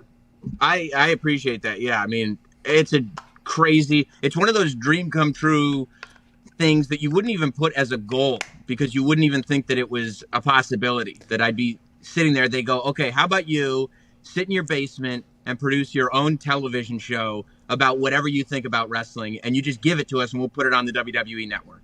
Man, and I'm like, and you pay me for that? That's a job that a person does. That's hilarious. Like, yeah, and that's the job. That's the gig. It's incredible. So what do? You go to your basement and you just record it at the Sam Roberts Studios? Not Sam Studio, yeah. Yeah, it happens to be in the basement, but it is the not Sam. No, yeah. It's you're in a basement. Yeah, that's what you are. Well, I'm in a studio, and that the studio is on the lower level of a domicile. Hey, this dude, he had I forget who it was. Maybe Jeff Jarrett. It was I heard this story and I started dying laughing. He asked Jeff Jarrett, legendary wrestler, by the way. Everybody knows Jeff Jarrett, Double J. He asked him to come on his show, and he told him, just come to the studio, Not Sam Studios, and then we'll record it or whatever. Jeff Jarrett pulls into a neighborhood, shows up at his house, walks through his living room, sees his wife, how's it going, sees his kid, walks into the basement. It's like, oh, this is a nice studio down here. I love the kayfabe that you have about your basement being a studio. It's like an extra bedroom, basically, but you're crushing it. Sam, go ahead.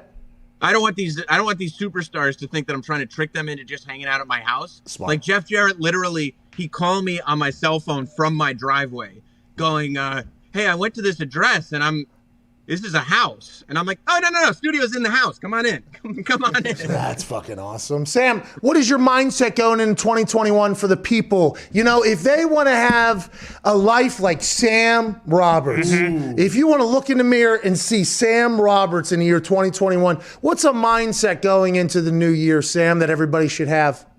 Look, Pat, like you prosper wherever you can prosper. You have to understand the things that you're in control of and the things that you're not in control of. You can't try to fight the tide.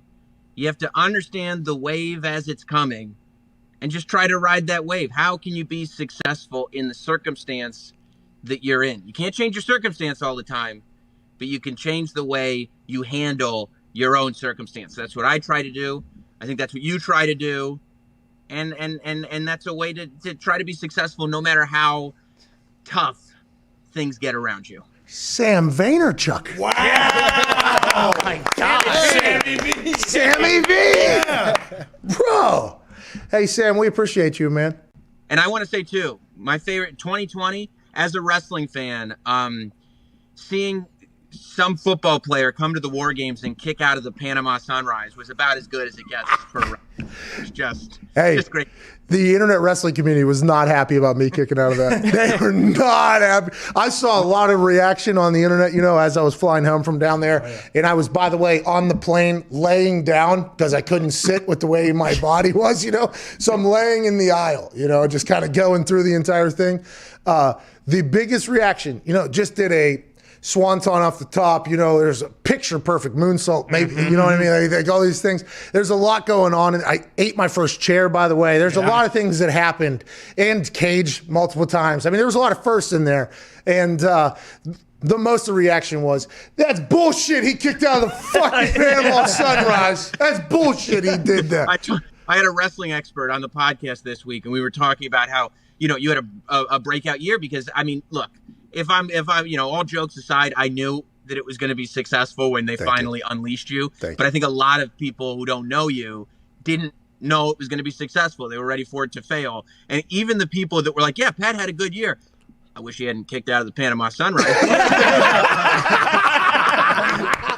Hey, Sam, Happy New Year. I appreciate you, buddy. Thank you, man. I appreciate you. Sam Roberts. Hey! That's so funny. For those that don't know, that's the one where That scumbag. I was going to do it to him, by the way. Okay, and then he obviously calculated and countered, and it's the one where he jumps off the middle rope, and then he grabs me with his legs, basically, and then flips me backwards, and I land on my head. Yeah. It's a backflip pile driver, basically, and it's the one that killed me in my first match, by the way. Yeah. And if you thought I was going to lose to that thing twice, are you out of your mind? Not a chance. Not a chance. That's why the internet wrestling community is so goddamn dumb. Well, what do you expect? Think I'm going to lose to that for 2 times in a row? Yeah, right. Do you not understand? I watch film. People think I just come in here and just shoot from the... No. I'm in the lab. Okay, I'm learning. I watch film on that thing. I realize that when that thing hits 2... Okay, it's time to wake up. Yeah. Here, all right? It's like when you get hypnotized into something, whenever something goes off, something happens. For me, when I hear 2, I train my brain to be like, body spaz. Yep. You know what I mean? More people should think about doing that in wrestling business. Seriously. Get hypnotized in that thing. Never lose, by the way. Might help you. If your body is forced into having a spasm anytime it hears a mat and a 2 call, you'll never lose. I might never lose. By the way, now granted, I lost War Game, somebody else got, but submitted. You get submitted technically. Well, I ain't gonna get submitted. Come on. No way. What are you talking about, dude? No way. Well, I might get knocked out too. Oculus last night, I was down for 6. Completely black, the whole screen. I was like, wake up, dude. I was like, what do I got to do? Dance around here? How do you get back up in that? Is there any rhyme or reason to it? I think you have to. And by the way, this is me trying to outsmart the Oculus thing. You know, I do think you have to stand up and do move around. Yeah, I don't know if it helps at all. I've only been knocked down twice. Okay.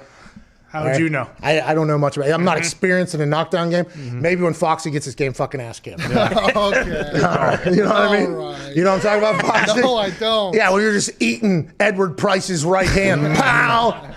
Pow! Don! Let's go to Michael in Chicago. What's going on?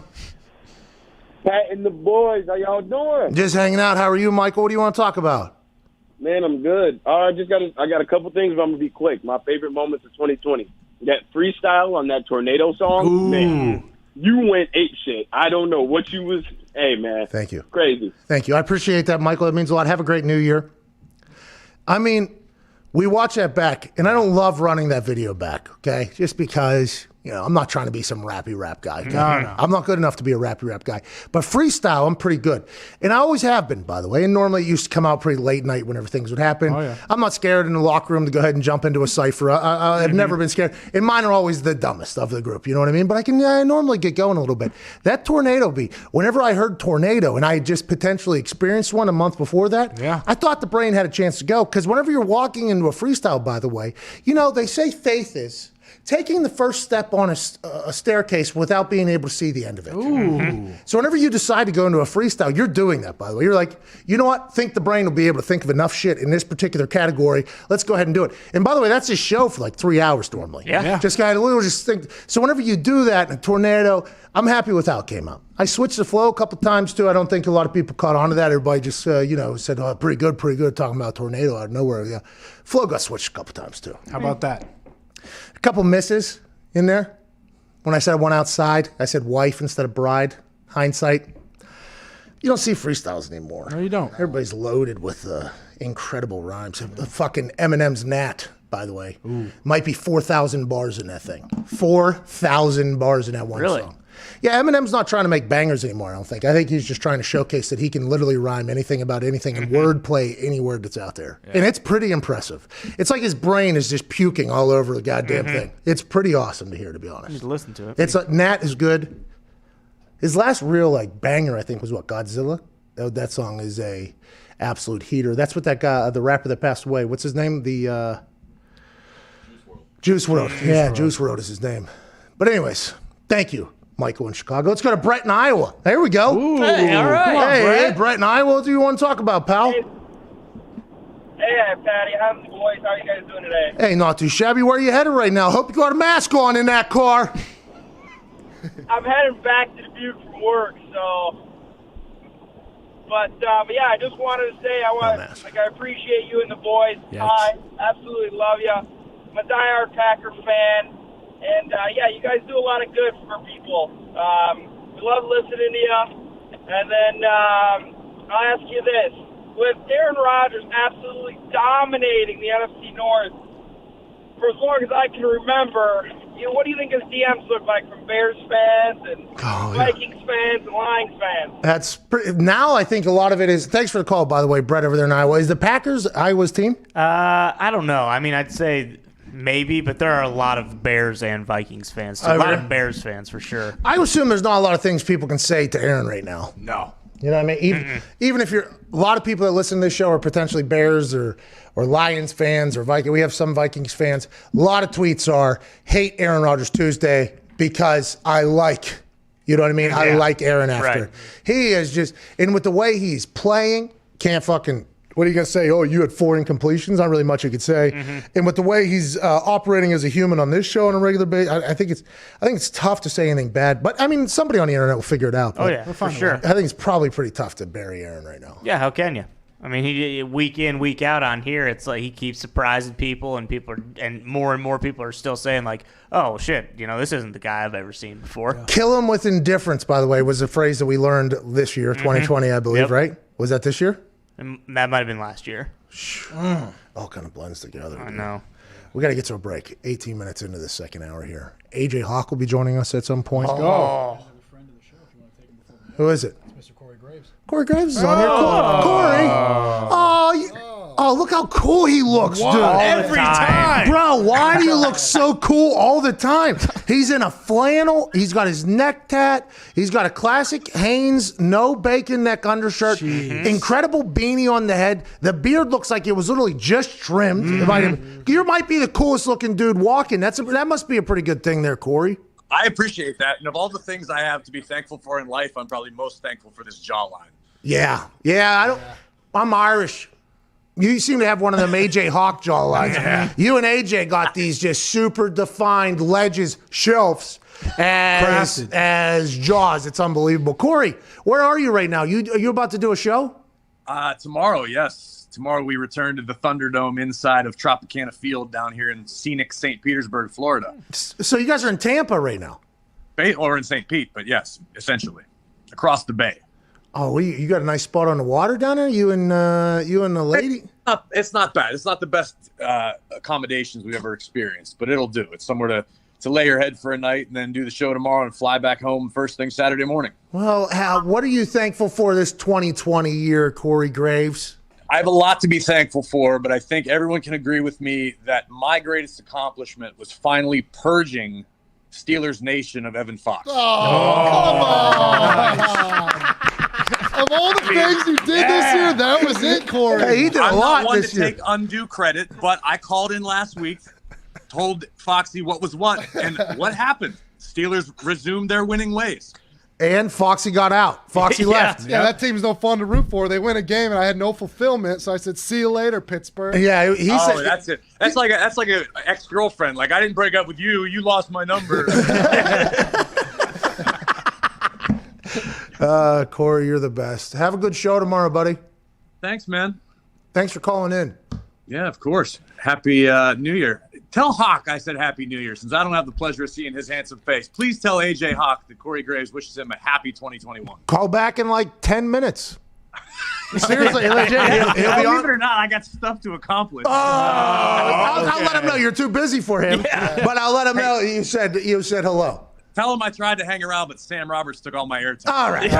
Corey Graves. Thank you, Corey. Love you guys. Yeah, you too, man. Hey, there's been a lot of people that have been very cool on this show. It's awesome. By the way, for the listeners, Corey Graves is the coolest looking dude on earth. Yeah, truly. Good for him, by the way. Last time he had the leather jacket with the Steve turtleneck. Jobs. Yeah. This time he had the flannel with the. Oh God, he's so cool. So cool. That beanie. Oh, dude, what a cool looking dude. How's he get it on like that? I don't know. And then you should see the jackass suits he wears on those SmackDown shows. Seriously. But he pulls them off because he's so cool looking. Yeah, Only one that can. If we wore suits like that, they'd look like awful pajamas. Oh, you'd be like, hey, excuse me, fucking table placement thing guy. Get the fuck out of here. He looks unbelievable. What's up, Gumpy? We got bad news, pal. What is it? Fitzy's got COVID. No. Oh, jeez. Was it from that guy's hand in his mask last week? Could go. Has to Is be. that where it went? Has to be. Guy went hand to mouth. Fitzy is. Hey, Fitzy, we hope you're all right, okay? Stay safe, Fitzy. Get well soon, Fitzy. By the way, maybe your best performance past week. Yeah. Fans are dead. Maybe when you're hanging out, just go ahead and think about that. That was kind of, it felt like there was something cooking in the quarterback room this week with the news that was breaking and everything like that. Tom Pelissero, the Arrow, says Dolphins quarterback Ryan Fitzpatrick tested positive for COVID-19 and is out for Sunday's game against the Bills. Sources tell him and Ian Rappaport. Damn. Oh, boy. Uh-oh. Tua starting on Sunday. Will he be playing against Josh Allen? Sean McDermott said on a local interview in Buffalo that he's going to keep it close to the vest and internal on their plans of who's going to play, who's not going to play. They know that the Steelers are resting players against the Cleveland Browns. Will the Buffalo Bills do the same, or will they try to definitely secure that number 2 seed to see who they want to play against? It's an interesting set of circumstances for a lot of games this weekend, and now the Miami Dolphins don't have their closer. Oh, no. Uh-oh. Their emotional support train. Yeah. Their bearded wonder. Their old man that slings that ding all around that thing is officially out with COVID. Let's hope it's a false positive, and let's hope he's okay. Gumpy, seems like a lot of wind just got taken out of the sails back there. Been counting us out all year, Pat. Just got to win. Get in.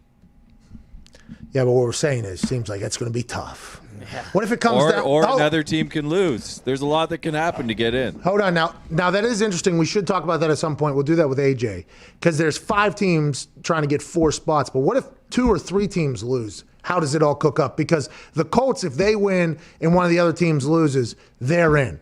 But what happens if the Colts lose, if this team loses, this team loses? Like how are they? Because the NFL, by the way, this is possible.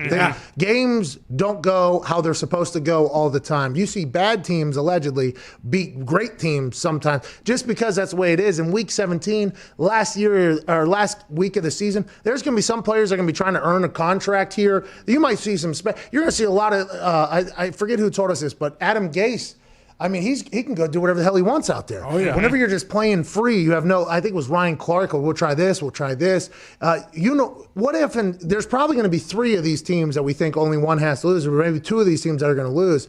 And it's going to be interesting seeing how it all gets figured out. But the Dolphins now, what happens if it's 1 minute, 35 seconds left? Oh, jeez. No timeouts. A little snow on the ground. There is a little snow on the ground. Tua said he's seen snow, but I don't know if he's ever seen this type of snow before. It's Buffalo snow. It's damn near Canada snow, which is almost fucking North Pole snow. Yes. So, 1:36 left. One timeout. Yeah, we'll give him one. Down 5. Need a tud. Need to score. Is everybody in Miami just going to be looking, where's Fitzmagic? Where's the Magic Man? We know Magic Man can do this. We have no idea if Tua is going to be able to do this because every time we get in this situation, you know what we tell Tua? Get the fuck off the field. We got an old guy that can do this. Bring in the magic. Now we get a chance to potentially see if Tua is a guy that whenever he needs it, he can go get it. We knew that about Aaron. If he needs it, he'll be able to. Patrick Mahomes, if he needs it, he'll be able to go get it. Tom Brady, when he was in New England, we'll see if it's still got something. He gets out there, you know he's going to. Is Tua one of those guys? We haven't been able to tell because you know what? When that situation pops up, hey, pal.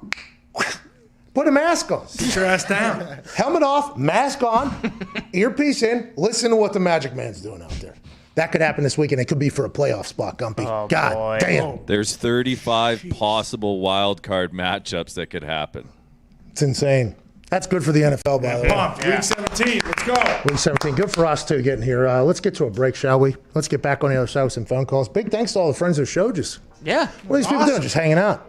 That's because they're all off work. Jeez. They're all getting ready for New Year's Eve. They're going to drink their champagne and just get blacked out drunk in their living rooms. You know what they're doing, though? They're getting prepared for a good time with their family for a new year. Hell yeah. Which is what we will be doing once we get out of here. Hell yeah. But for the next hour and 36 minutes, 34 minutes, now 36 minutes because it starts 2 minutes after, right before JT, the brick gets on.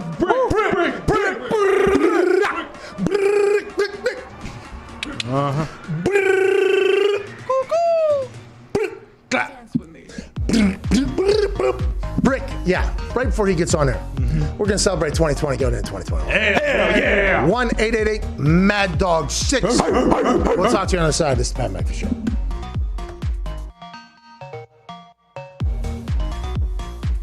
This is Remember the Titans. How's it going? My name is Pat McAfee. I do a lot of things. Today, I am a professional analyst getting ready for the Thursday Night Football opener in beautiful Nippert Stadium with the Cincinnati Bearcats here at Higher Ground.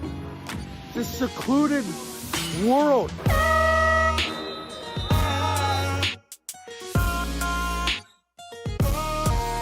Good squad, good place, excited for this morning practice. I'm obviously unbiased, but I'm pulling hard for Cincinnati to do well on Thursday night. I like to say, all-in clipboard quarterback, man.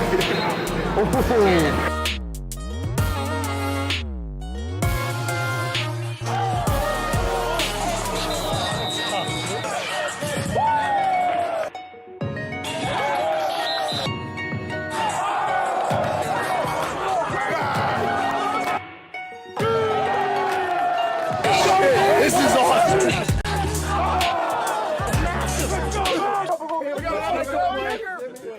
And we got hopefully a future NFL kicker. Let's see what you got. Come on. This is great for the brand. This guy's an athlete. Athlete.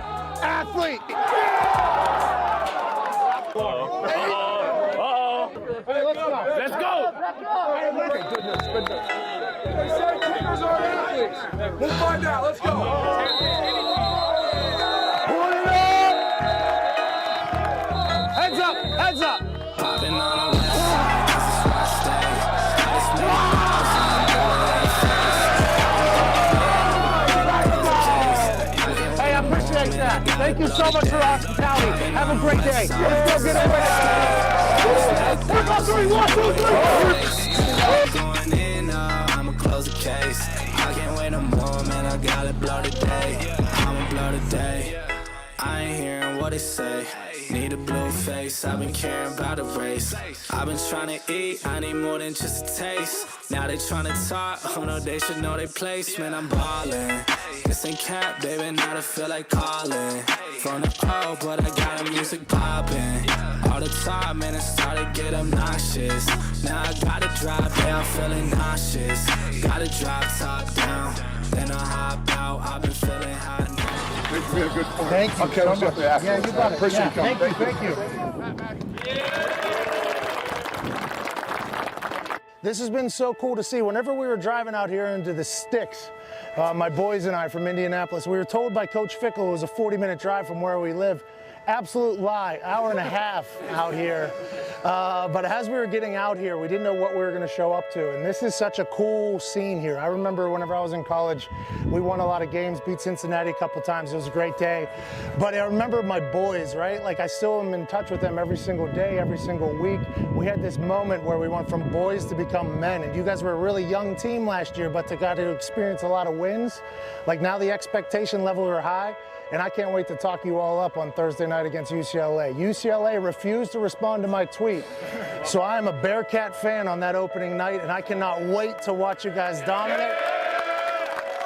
And I think this is such a cool thing. Coach, I can't thank you enough for your hospitality. I got a bunch of swag from you guys, too. This has been a cool day. Enjoy this, though. This doesn't happen a lot. Even when you get into the NFL, it's not like college. It's not like your boys. It's not like this. It's a whole different world that you'll remember forever, and I was honored to be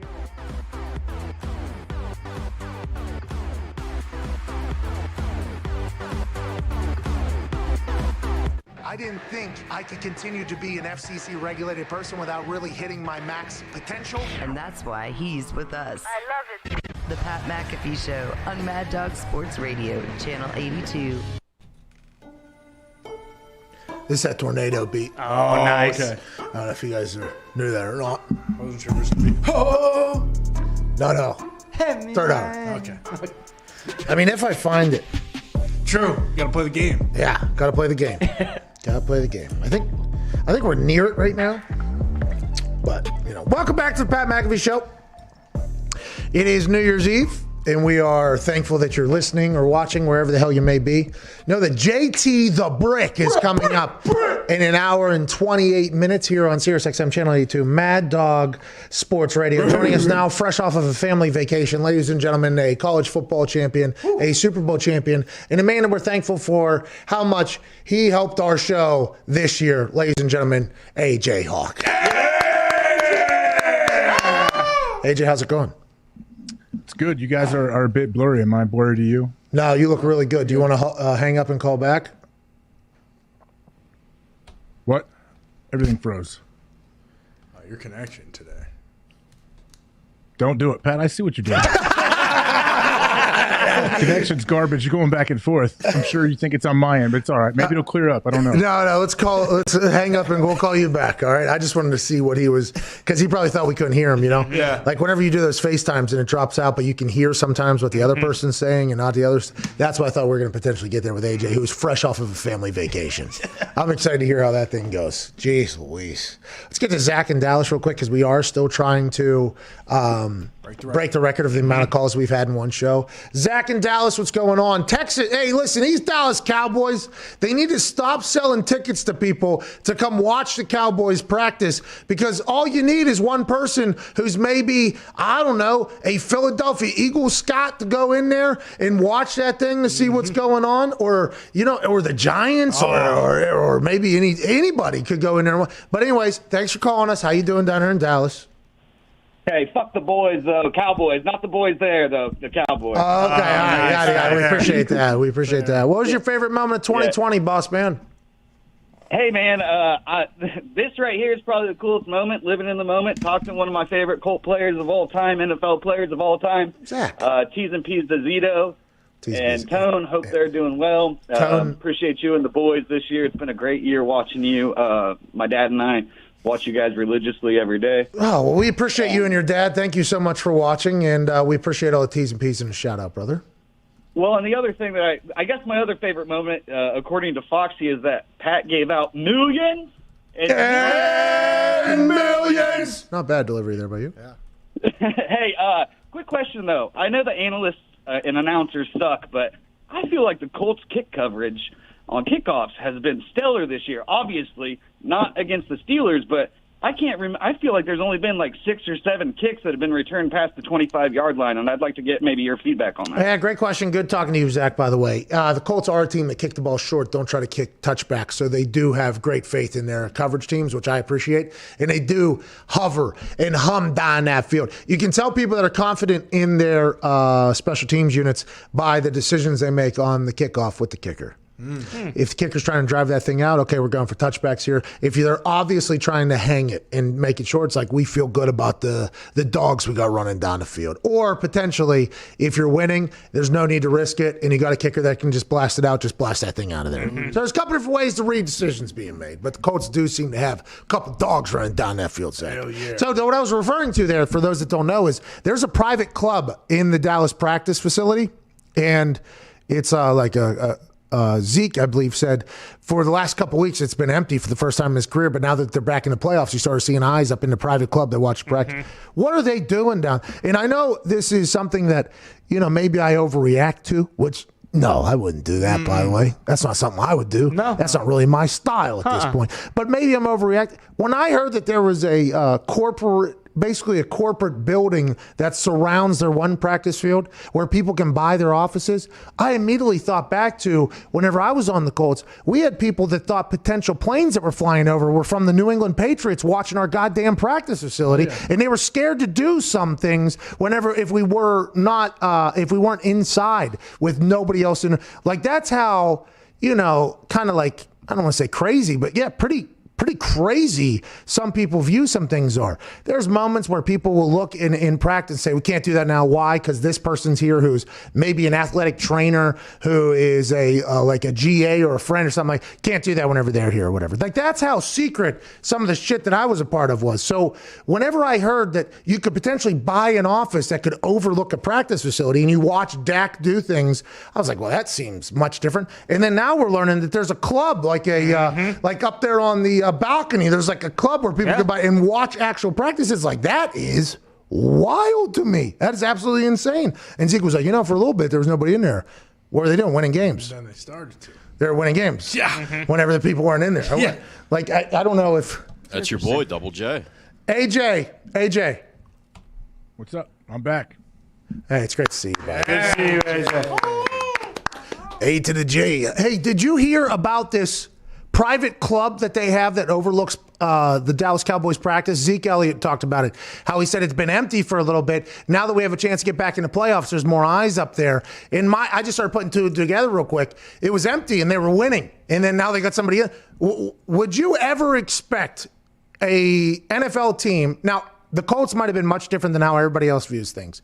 But if there was one person that was maybe not a part of the team that was in there, it was like, well, we're not running certain things. They got people just paying to watch all of practice. That's insane to me. I cannot imagine that Mike McCarthy is a fan of this. And is there any other team in the league that has something like that? I've never heard of it. I have no idea, because, like surprise is a big deal. That's why people studying film, they study hours and hours and hours of film so that they're not surprised by anything and they're not tricked by anything. But if you're going to have a trick play, maybe for week 17 to get in the playoffs, the last thing you want is anybody to potentially know what the fuck is going to happen. And all they got to do is have one friend in another city, right? Yep, That's all you got to. One guy. It is insane to me. And that might be me overreacting. Okay, maybe it is. But if I'm the head coach of that team, I'm Mike McCarthy, I'm like, listen, Jer, you got me swinging. I'm swinging sledgehammers at watermelons like they're pinatas with candy inside of it. We're winning. We got the boys running. I'll need you and your NFC East fan club friends up there watching our goddamn practice. I would assume Mike puts an end to that at some point. Well, I guess how much money is Jerry bringing in through this club? Like, what kind of cash is he making? Is it too good to turn down? Hey, now listen, Mike, I know that you're a Rust Belt guy and all that, and I was once that too, but now I'm a billionaire. And you know why? Motherfuckers are paying $100,000 to be in there. Okay, and if they're going to pay me that, I'm going to tell you this, Mike, they might know some of our plays. That would be, it is wild down there. AJ, how was the family vacation? Oh, it was great, man. We're scheduled to come back today. We decided to come back yesterday afternoon, and it was the right move, I think. Anytime you schedule to come back a day and a half early from vacation, normally people have to ask some questions. You guys have too much fun? Was that what it was? It was too much fun? Must have been. Yeah. Well, I guess I think most places are great for about 3 days, and that's pretty much where we were. And we, Pat, with COVID situation, you have to schedule anything you want to do. Oh, your kids want to swim in the pool. You got to schedule in advance your time. So we had a full day lined up yesterday with nothing that we could get on the schedule. So we're like, all right, let's get out of here. And we drove home. Oh, man. Wow. That sounds terrible. That was great. The whole trip was a smashing success, as they would say. Sounds like it was a bad one. Who was laughing back there? That was Gumpy cackling back there. It sounds like it was a bad trip. Did you have a bad? Let's talk about it. That was awesome. We went to the Greenbrier, West Virginia, your place. Everybody's asking about you. No, not that place. Those are not our people down there at the Greenbrier. They actually made me wear rented pants and a rented sport coat to get into the casino because I had shorts and a T-shirt on. Right there on the spot. I knew a guy that was there, and we're sitting there watching the kids swim. And he came back in, and he was so upset, and he's wearing this baggy sport coat. And he's like, oh, yeah, well, I tried to go into the casino, but after 7, you have to wear a jacket. And so I had to go get my jacket out of the room. Yeah, the Greenbrier is very, very nice. It's like you take a trip back to, the 20s, maybe? Oh, sure. Okay. Yeah. It's very beautiful, though. I mean, what was the family going to do? What are you guys going to do? Go to the casino, swim in the pool? What'd you drive all the way to the Greenbrier to do that for? Why not? I mean, we wanted to go somewhere. It was a drivable place, and there was it was all like outdoor stuff. That's what you do there. They have an outdoor ice skating rink. Kids like to skate. Oh, nice. I get out there a little bit. Still trying to skate backwards. Haven't figured it out yet, but it was fun. Me neither. What else? So they got ice skate. Is there anything else going on? Did we only see one particular side of the Greenbrier, maybe? I don't know. I mean, we did a lot of different things, I guess. Everything's outside. You can go up hiking through the mountains. They have all these ATV. Like, you can get in those side-by-sides and drive them through the woods. Wow. You can do everything. Why weren't we told any of this? I didn't know we could go ATV through the goddamn mountains. I didn't know that was possible. It's all there. They have a bunch of – I wasn't able to do it, but they have, like, a bunch of different shooting situations where you're shooting skeet and doing everything. All we got was milk and cookies. Jeez. The governors. They were the governor's milk and cookies. They were Governor Jim's favorite cookie. Ooh. That's how they were actually being marketed. They were unbelievable cookies. Nick actually had one of the governor's assistants, which there was a plethora of, go and take his cookies and microwave them inside and bring him back a cup of milk. And by the way, they did oblige. They were very nice people. Wow. Nice touch. Yeah, Nick was a scumbag in there. Of course. I was asked. You never turned down. Do you want us to warm up your cookies and bring you milk? And everybody's like, no, it's okay. Nick was like, Actually, yeah, is that a right here? And they took his cookies. They go inside. They come back. There's like a napkin on the thing. Is 2% okay? Oh yeah. He says, put it down there. Just chugged a beer right before that. That's awesome. Yeah, it was wild. Good time. I'm happy your family had a blast, AJ. We have missed you. Today we are doing a lot of phone calls. We're trying to break the record. We have a friend of the show. Is this friend of the show on? Who is it? Wait till you see this face. Who is it?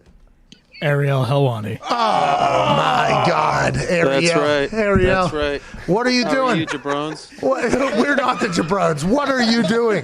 Mansuri called me up, and I can't get this right. Where the hell am I? Mansuri called me up, and he's like, "We need ratings." Numbers are tanking. So, call in the big nose, call in the big guns. I am here to save. Now, I just want to know, AJ's the man over there, but who are you going to blindside me with this time? Because I got a whole army of kids playing soccer behind me that are going to take down your whole entire puny army over there. So who you got for me now, McAfee? All right. Who do you have for me now? Okay, you did not get blindsided by Booker T, okay? You've been asking for that for years at this point. Yeah. That was not a blind. Yeah. So you were... And who won? Say it. 10-7, Helwani.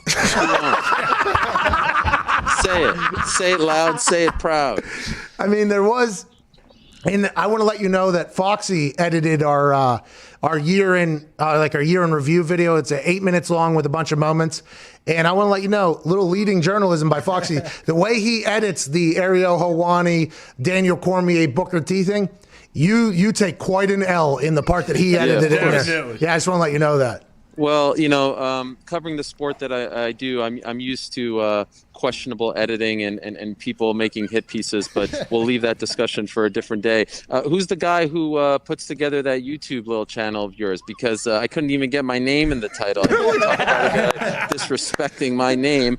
I should be charging for these appearances at this point. Why can't I get in the middle of the square? That's what's killing me here. I keep going to the. Should I be like this? No, wrong way. Okay, I think I got it. I got it now, Matt. No, you move your head. Yeah, you move your head and your hand at the same time. You got to keep. There you figured it out, and that's why you're not getting paid. You just can't figure it out. But Ariel, are those your children or just random children you're standing outside of? Yes, my children are playing soccer right now. I didn't know you had kids. Congrats!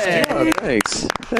Can we talk about something very seriously right now? Can we drop the gimmick for a second? Very serious. Yeah. Okay. I want to talk about what is it? 54? What do we got? Is it Super Bowl 54? Is that what it is? Sounds like it. I want to talk about the Super Bowl 54 champions, New York's team. I want to talk about the Buffalo Bills and what they're going to do, starting with week 1 of the playoffs, because we're getting screwed this year because there's no 2 buys, but that's okay. They just opened up New York. We got Cuomo on our side, and oh my God, Lord have mercy on the Baltimore Ravens, on the Miami Dolphins, on the Indianapolis Colts, on the Tennessee Titans. Lord have mercy on these teams, because we got Josh Allen. Call Josh Allen right now. Let me give him a pep talk. Call Stephon Diggs. Call Coach of the Year, Sean McDermott. I am so hyped about the Buffalo Bills. You have no idea. It is finally our time. First time in 25 years that we win the AFC East. We are going to go back to Tampa, because let me tell you something. You guys don't know this about Tampa. We lost the first Super Bowl in Tampa many moons ago. You guys weren't even watching football. You were playing with He-Man toys. It was in Tampa. Otis Anderson, Jeff Hostetler, Scott Norwood, wide right. We're going to go back to Tampa and exercise those demons 30 years later. Yeah! 30 years later. Can I get an amen? Can I get an amen for Buffalo Bills? Can I get an amen for America's team? Hell yeah! Just real quick. I had no idea you knew anything about the football. You sounded like very intelligent there whenever you went through that rant. I thought you were just a stupid MMA combat sports guy. I didn't know you knew anything about the biggest sport in the world. McAfee, listen to me. The world has no idea what's about to happen to them in 2021, courtesy of the nose. I am about to flex my muscles on this entire country and this entire world. You don't know what's going on in my brain. NBA sidelines last Christmas, a week ago or so on ABC. You probably saw that. Then we're going to go to the NFL. It's a nose world order takeover in 2021. I know more about the great sport of NFL, and I'm talking about American and Canadian football here, because I could go toe-to-toe with you guys on Canadian football as well, but I know more about the NFL than you will ever know. What do you know about Jim Kelly? What do you know about Thurman Thomas? What do you know about Cornelius Bennett and Darryl Talley and Steve Tasker and Steve Christie? What do you know about those legends who bled for the city of Buffalo? We're about to do this. I'm so hyped for the Bills. You have no idea. I just feel like I need to talk to you guys about this. And by the way, can I just educate everyone? The K-gun offense isn't for Jim Kelly. It's for who was it for? Who was it named after? The K-Gun offense. It's for fucking kill myself. If you keep talking, that's who it was named after. Keith McKellar, the tight end. Come on. All right. I'm trying to make it to 2021. Hiawani, if you could let us. Jeez Louise. Is your kids? Sorry. Are your kids near you over there? I mean, this ring. Well, is it turning into a mask thing now? Is this what we're mask thing now? I follow the rules. I want this pandemic to end. I want to go back to Canada, the greatest country on earth, and visit my parents. So they asked me to put on a mask in the public park. No. I will put on a mask. No, I'm not talking about that. I'm talking with you yelling into your phone. Okay. Thanks for being a fucking hero, Ariel. But we have a Canadian here. We have a Canadian here as well. Gumpy. He's in the back corner back there. He's a big Dolphins fan. This weekend, Tua, we don't know about contact trace. I don't know if you know this.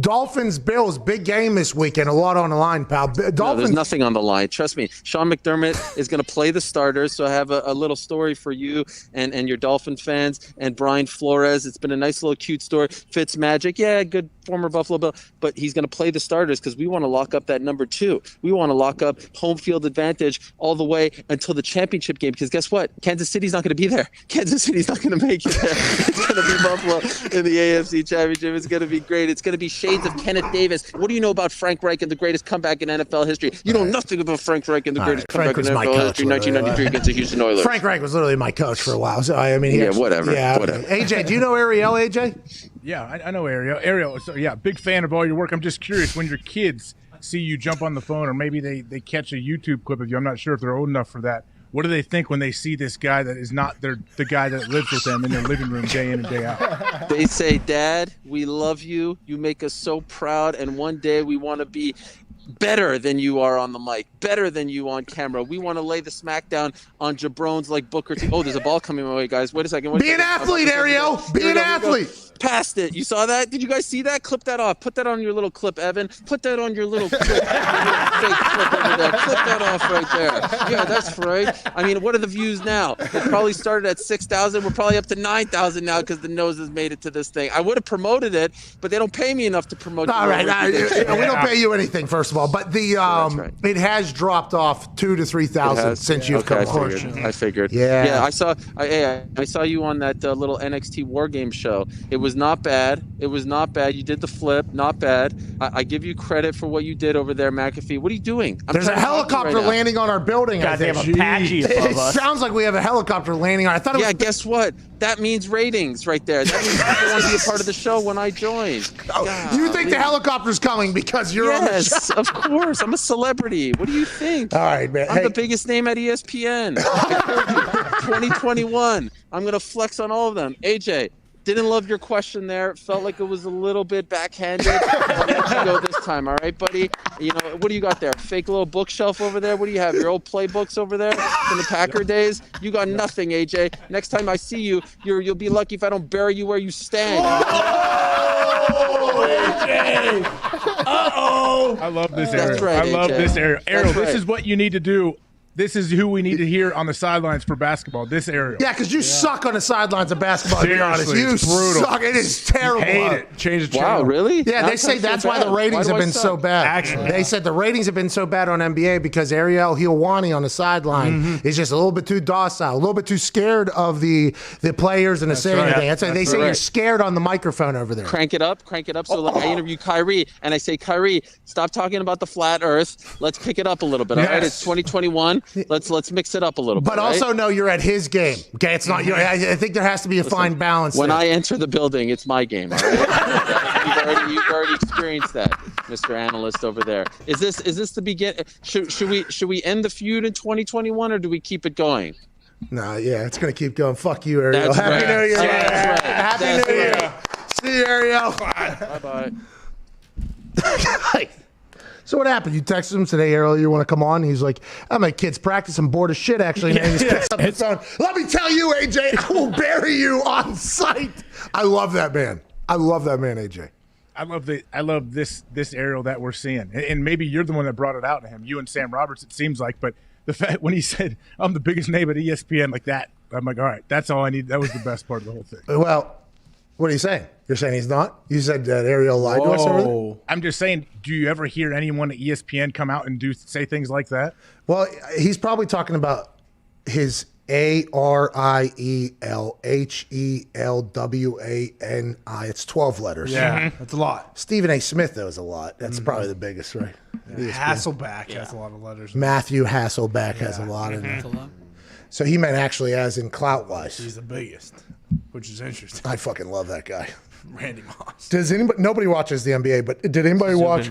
Did anybody watch him? That's a lot. Did anybody watch him on the sideline of that NBA? AJ, you probably did. Whenever you're with, did you see him do sideline reporting for the NBA? AJ. The only thing I've seen him post about doing sideline NBA work. Has anybody seen it? I change the channel when he comes on. I really do. Guy doesn't know shit. All right, let's.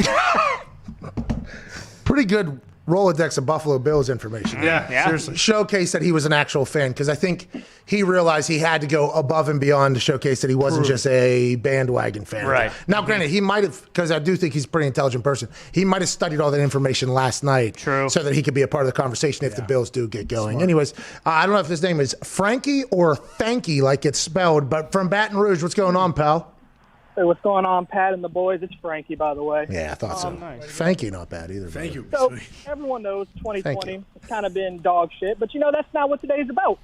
We're going to talk about the good things, right? So being Baton Rouge, Louisiana native, we started off with LSU winning the national championship. Big run there. By the way, we were down there. It was awesome. That song "Calling Baton Rouge" was being sung. It was a great night. Great night down there. Oh, yeah, all the fuck you Trevors, man, that was electric. Drive-through daiquiris with 3 extra shots, responsibly, of course, but so it was a great time. Frankie was there.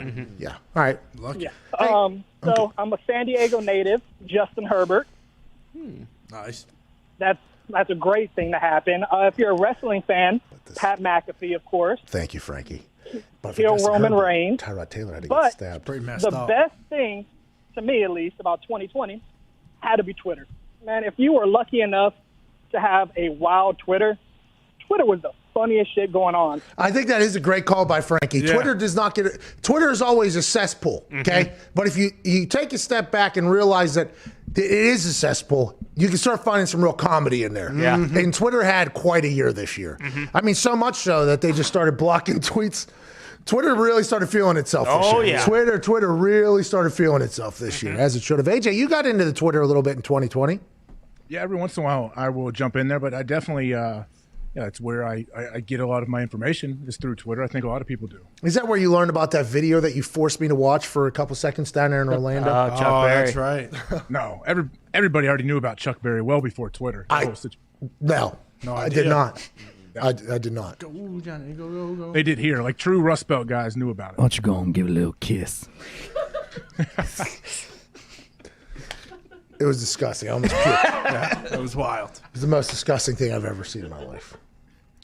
The best part was how upset you were when I told you about it, and then they presented video evidence. I know Mansuri had seen it before I did. Yeah, it was bookmarked. And you were so mad. I was. You're 100% right, because I don't need this in my life. No. Okay? I don't need this shit in my life. That's why I just don't do it. AJ, you haven't been around. I might be the greatest Oculus boxer in the history. By the way. Yeah. You need to get one of these oculi. Can I box you if I get one? You don't want that. Oh, why not? I boxed a guy that looked a lot like your face this morning. Edward Price is his name. Painting canvases, pal. 5 knockdowns. Round 4 and 5. Fucking one of these. Bang! Do you have to play against somebody, or is there computer people you can play? Yeah, you're playing against computer people. You can't. I don't think you can actually box actual humans yet. I feel like that one's going to be tough for them to figure out. Probably a little bit while, because when you play ping pong against people, the ball would disappear for like half a second or whatever, and then it comes back. Probably couldn't do that in boxing, because if you just disappear for a second, dead. Yeah, it'd probably be tough. But they'll get there. They'll get there. Hour 2 is wrapping up. AJ will be alongside us on the other side. AJ is going to answer some calls here. We're going to continue on our run here to hopefully break the phone call record. This is the Pat McAfee Show. Happy New Year's Eve here on SiriusXM, Channel 82, Mad Dog Sports Radio. If something happens one time, anomaly. Happens 2 times, it's like, oh, okay, maybe.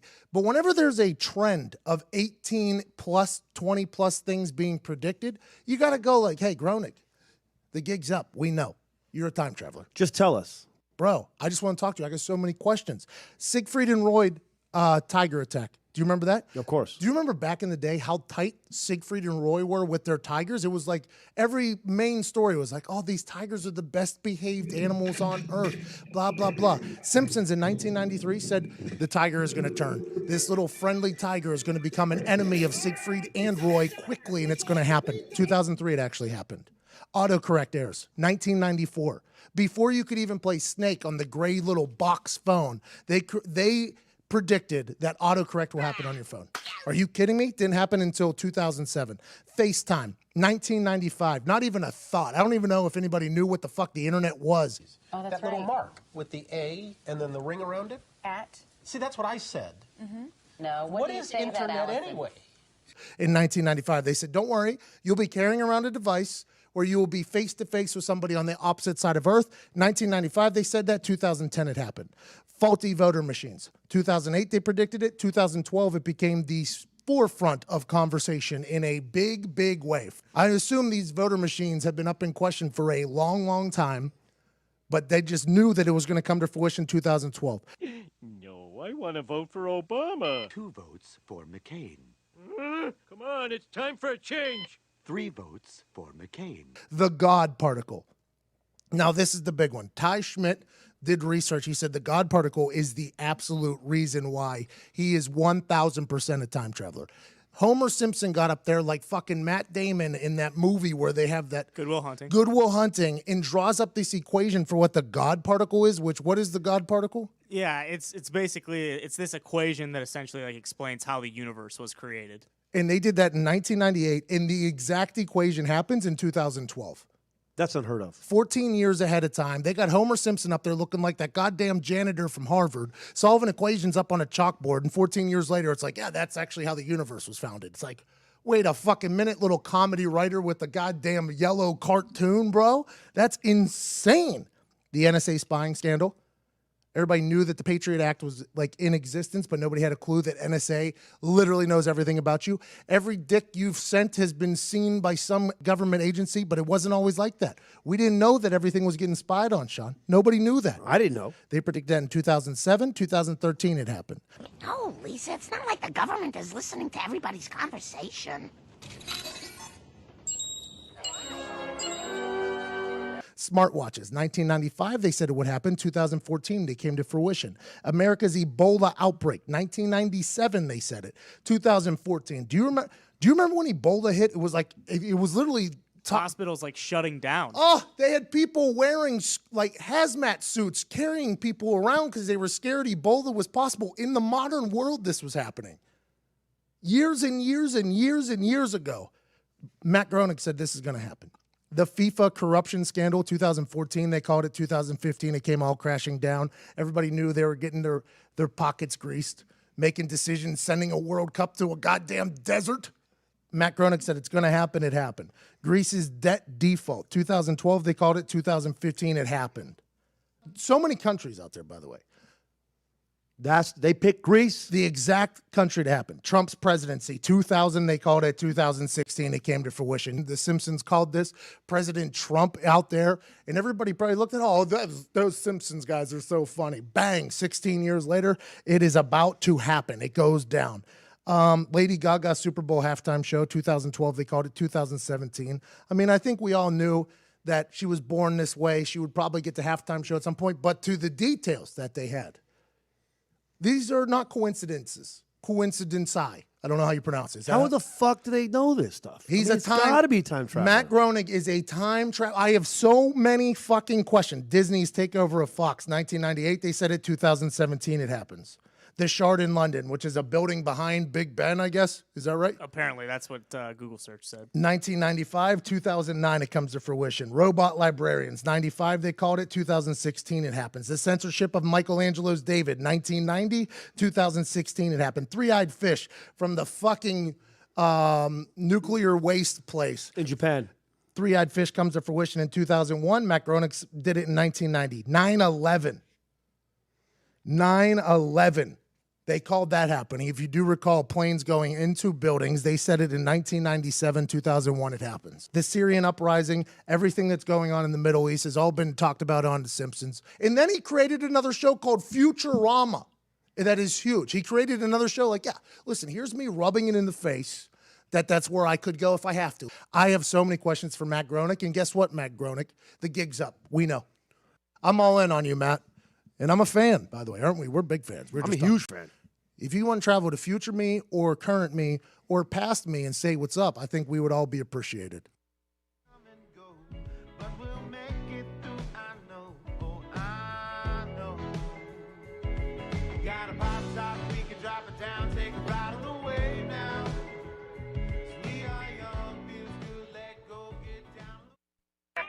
The Pat McAfee Show. There'll be no rules for our guests, for us, for the things we can talk about. Speaking his mind I've never had a problem expressing my opinions or my thoughts or anything like that. while being relatable. I haven't had that manufactured fake-ass celebrity that a lot of people have whenever they go on those big networks. I've had a chance to really build my crew, build my following, build my audience. And ridiculous. What am I supposed to do? So I'm supposed to look at something that I can definitely afford and say, nah. Is that what I'm supposed to do? The Pat McAfee Show starts in 3, 2, 1. Good afternoon, beautiful people. Welcome back to the Pat McAfee Show here on New Year's Eve, about to be 2021. Wow. We're all pumped to be here, but hour 3 is about to be the best yet. AJ Hawk is joining us right off the jump here. We appreciate you joining us, AJ. You're the greatest. You really are. Thanks for everything you've done for us this year, AJ. Thank you, AJ. From your pep talks that you've given not only myself and the boys, but the entire world, for your incredibly insightful football takes and your wildly accurate predictions. Yeah. We can't thank you enough for everything you've done for us this year in 2020, AJ. So we just wanted to say thank you, leader. Thank you. Thank you, AJ. Thank you, Thank AJ. you. I missed you guys. I missed you guys while I was gone. Yeah, it sounded like you had a terrible trip. Yeah, brutal. And good trip. The trip looked a lot different than if you had gone to the Greenbrier, but yeah, it was fun. Sounds like a shot there, but Yeah, you did it miss was me a whenever shot. you were there, so I don't know what that means. Blackjack table does hand out winners, though. Really? They do pay out? They do pay out. Wow. Like, you got dressed like an absolute stooge, and everybody dresses the exact same in there. And even if you have $10,000 in your pocket to get into staring at a casino, they are going to make you get changed or whatever, which is very interesting. But they do pay out down there. And by the way, the golf course is beautiful. That golf course is very beautiful. Nick and I the back nine of that thing, I think we shot maybe 1 over, 2 over on the back nine, I think. Really? Front nine, 20 to 30 over. Ooh. It was a rough start to that morning. A little bit You hungover. had to stop and take a pee in that one house. So Yeah, well, it also peed in the house, grabbed some beers off the back porch. Nice.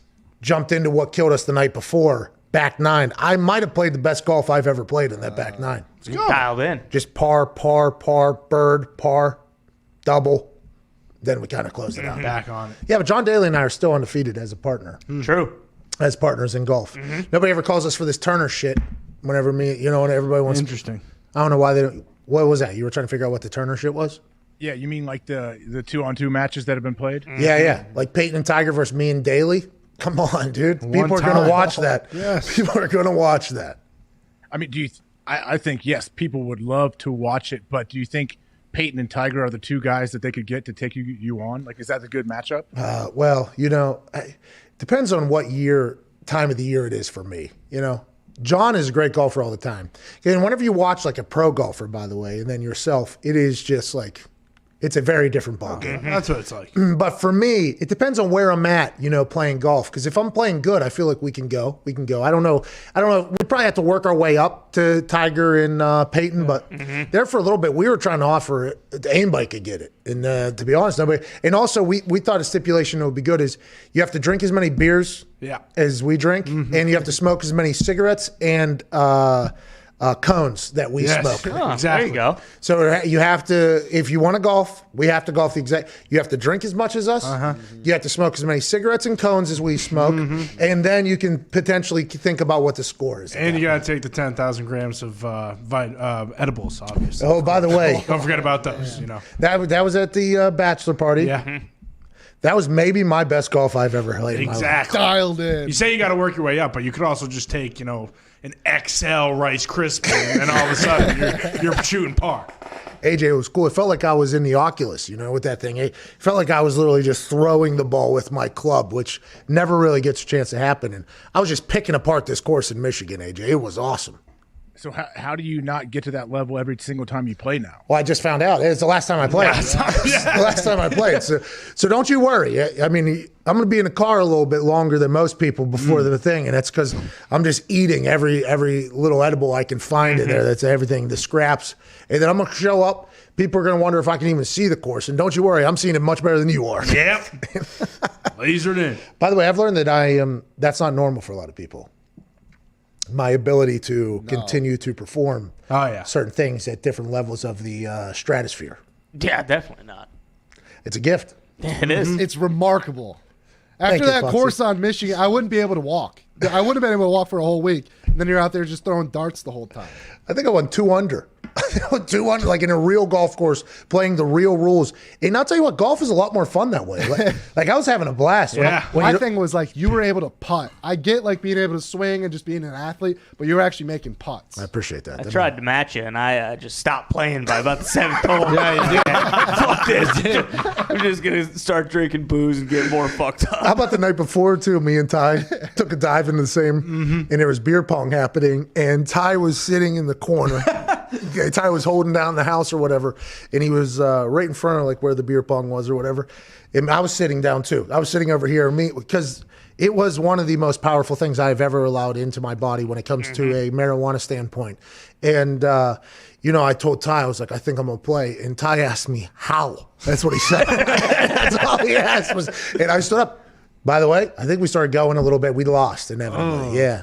It was hard to play that particular sport, but golf I was in a good spot. Yeah, Ty on that 7 hole did forget to mention that he snapped his club in half before retiring. I did, yeah. My It was wedge. awesome. Turns out you need that on most holes too, so that AJ, you're a good golfer? No, I'm a highly inconsistent golfer. I can hit some good shots, but I'm not good. Ever been good? Like, was there ever a part of your life where you were pretty good?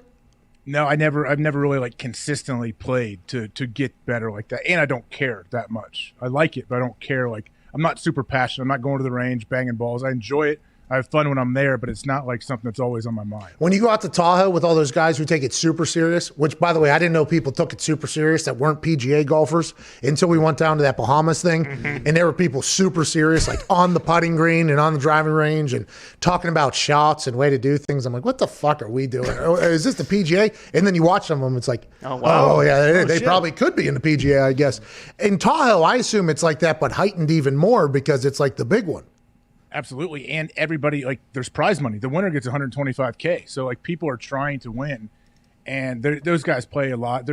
You start to realize that my brother and I did the same thing. We're like, man, these guys are, like, grinding on the range. They're on the putting green. Like, we're sitting there and I'm eating an omelet for an hour and drinking coffee in the tent before I go to my first tee. And that's my first swing of the day.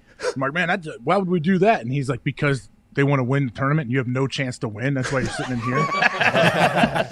And by the way, the reason why you have no chance at winning that thing is because you are sitting in there planning on how your golf round's going to go. Oh, what am I going to do? I'll probably take a breakfast ball. Okay, I'll be hitting 3 off the tee by there. Don't worry about that. And those guys, they do that every day. Who was it? D-Will.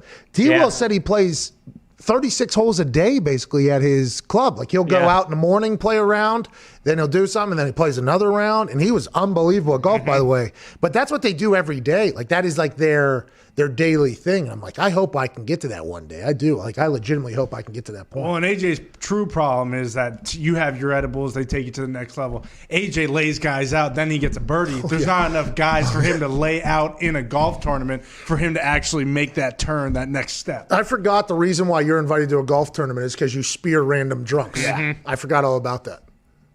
Yeah, man, the more you can do. I can't get it done with the club in my hand, so I have to figure something out. I like the tournament so much, I want to go back. Hey, you absolutely slaughter some of those dudes. Any of those hits better than other ones, or do you think they're all about the same?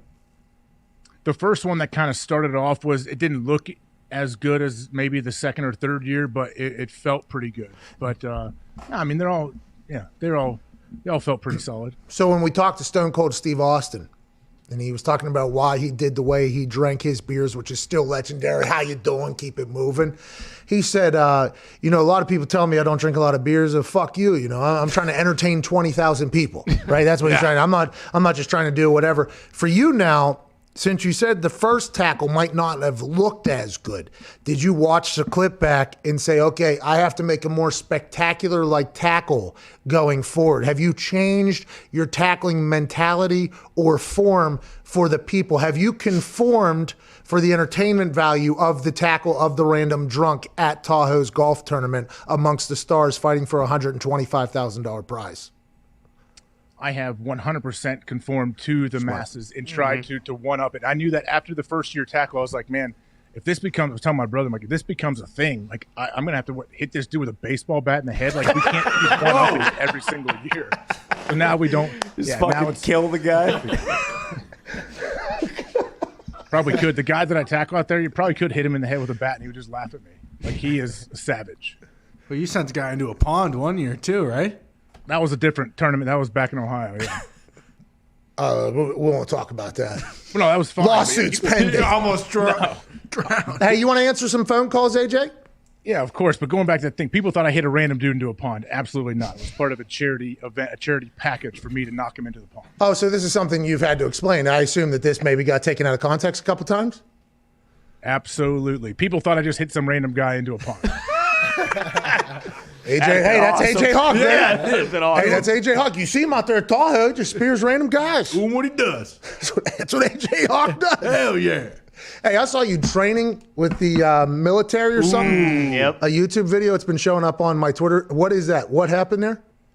USAA, they brought me in to do this thing, and I didn't know what to expect. Went down, drove about an hour and a half away, and went through a 10-hour. Have you ever heard of Go Ruck? It's called these people, they go out and they do these 24-hour, they put 80 pounds in a backpack and they travel through and they do all kinds of crazy stuff. And I took part in a light, they call it a light ruck or whatever. It was 6-8 hours. I thought I was going there to film a commercial thing. And no, I went through this whole deal. My dad came in and watched. And I remember we were halfway through and I was full muddy because you have to roll in mud and jump into ponds and rivers and all that and carry all this heavy stuff. My dad's like, Are you all right? Did you know this is what was going to happen? I'm like, I had no idea, man. And I said, I'm glad I didn't because I probably would not have come. Yeah, no way. It was going to be this hard. So it was really difficult. It was awesome, but it was really I was tested physically and mentally. The thought of him showing up, for a shoot. Okay, where's the script? What do we need to say? What are we doing? We're doing a couple different shots. Oh yeah. Here's a backpack. Got 80 pounds in it. This is what we're going to do. You're going to go through this whole thing. Did you survive it?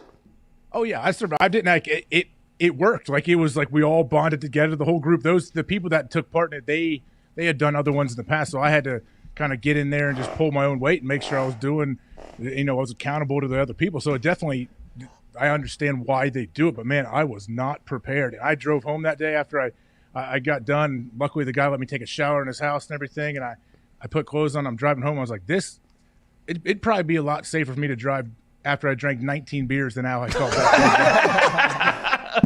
day. I felt I was like, this is not safe. I'm falling asleep every 4 minutes. I don't know where I'm at. I'm dizzy. It was a beast. I could do that. They made it set up like you thought you could do. Yeah, I mean, it's called them out. AJ's like, yeah, I can do that. Playing for Ohio State. By the way, look how handsome you look in that fucking photo. You had to feel pretty good about the photos that got out of that thing, though.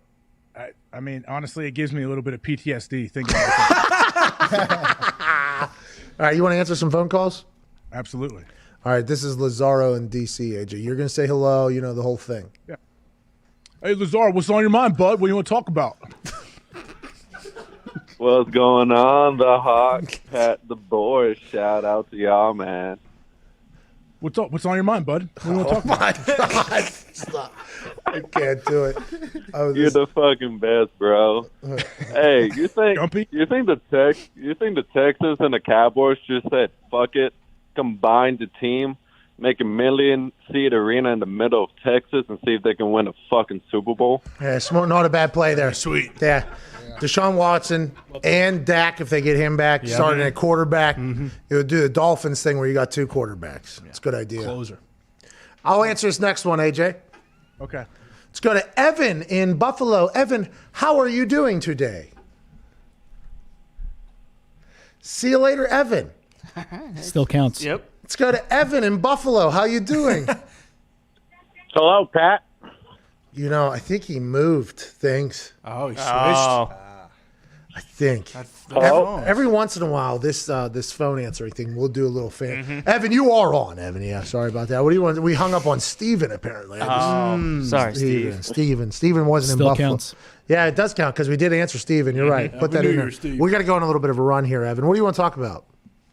Well, T's and P's to Steve there, but how electric would it be for a Packers-Bills Super Bowl? Would that just be the greatest thing ever? Yeah, absolutely. It would be the greatest thing ever. Sick. Let's go to Kevin in Green Bay. I wonder if he has the same thoughts. What do you want to talk about, Kevin? Hey, Pat and the boys. How's it going today? Hey, not too shabby. You over there in Touchdown Town over there? Oh, yeah. Title Town, baby. Oh, Title Town. That's what it was, by the way. They got a big slide there with the tubes you can get on, don't you know? Oh, yeah. The Aaron Snow Hill, along with the ice rink. A lot of fun. It is a lot of fun. It's a long walk, I realize. Not a lot of Ubers, but it is a good time out there. And then you can go a couple reservations over. There's a good casino down there. Oh, yeah. Really good. Oh, yeah. Giving casino. Oh, yeah. Giving casino. Nice. Yeah, good. Great. Hop, skip, and a jump. Yeah. What's the name of that tribe that has that casino? That's Oneida. Oneida. Shout out to the Oneidas. It's in that Radisson, right by the airport. Yeah, it's in it is. It is bingo. Great casino. Good times over there. Yeah, it's a great casino, by the way. What do you want to talk about, Kevin? We got to go, Kev. Yep. Obviously T's and P's to Fitzmagic. Tragedy over there. But I did want to talk about the Super Bowl.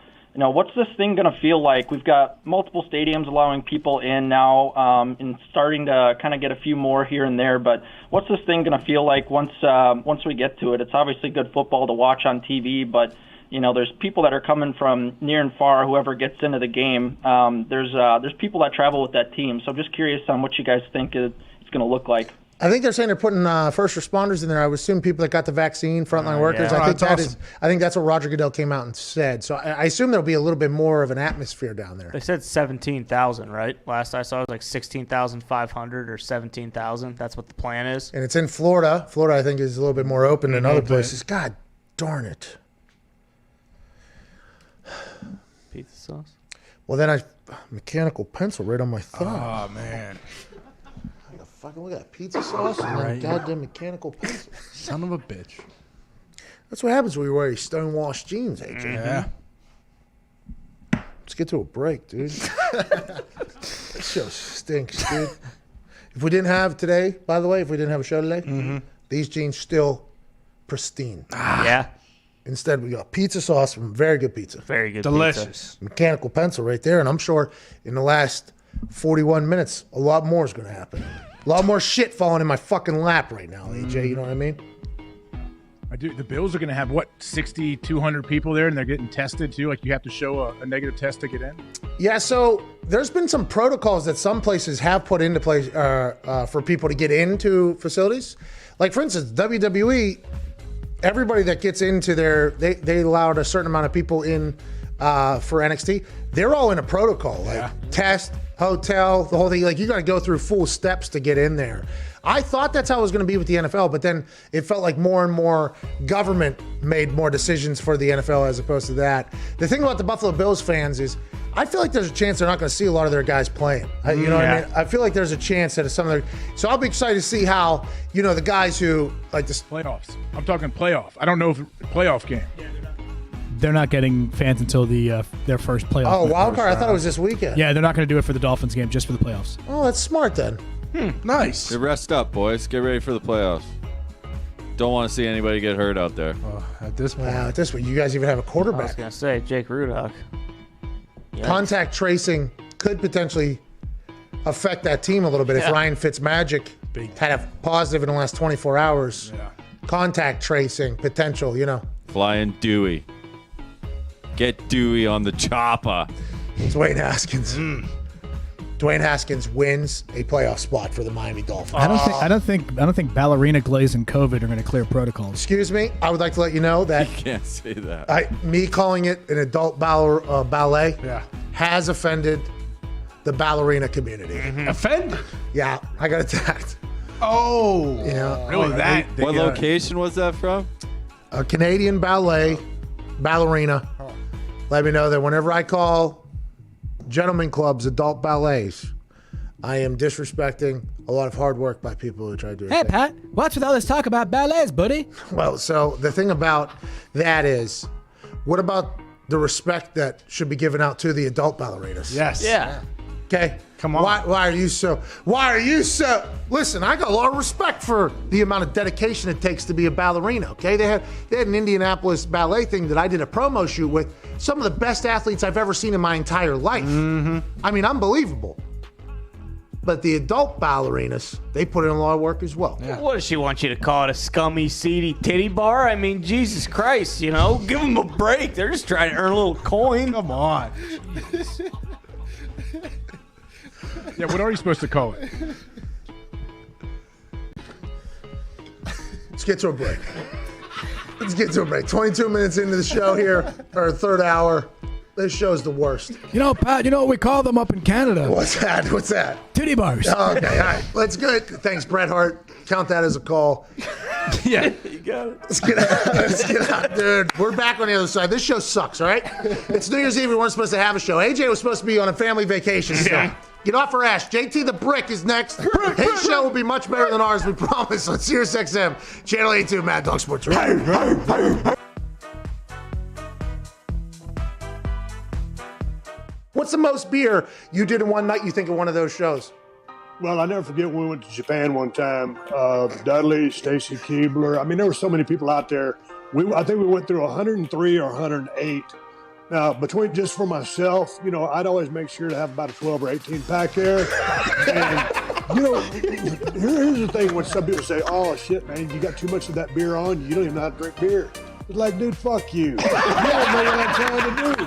I'm trying to entertain 20,000 people in an arena. If I just go out there and sip it real properly, how fucking exciting is that? So when you're out there on an empty belly and you're shotgunning beers and all that shit's going in, the half that was going in was for me. The half that was going on was for them. Nice. But I'm telling you, Pat, when you shotgun a bunch of beers like that and you're drinking about half of each beer, you got a pretty damn good buzz when you come out. And that's a sacrifice I was willing to make every single night. I would assume you were pretty fucked up, yeah. When did you start self-cheersing? When did you start self-cheersing? Was that something you did in college? You're like, hey, Steve, good for me, man. Like, when did that start? No, you know what? I got to give credit to Sandman for starting that, but he was bashing him off his head, and I don't remember, and it wasn't because Sandman was doing it, so I don't want to say I copied him, but he was the first. So, and then my style was, because people always get us confused, they'll say, yeah, man, you used to bang them on your head. No, motherfucker, I was the guy that clacked them together. It was just something we came up with. I don't know how the beers got introduced to the ring, but it became a thing, and we ran with it.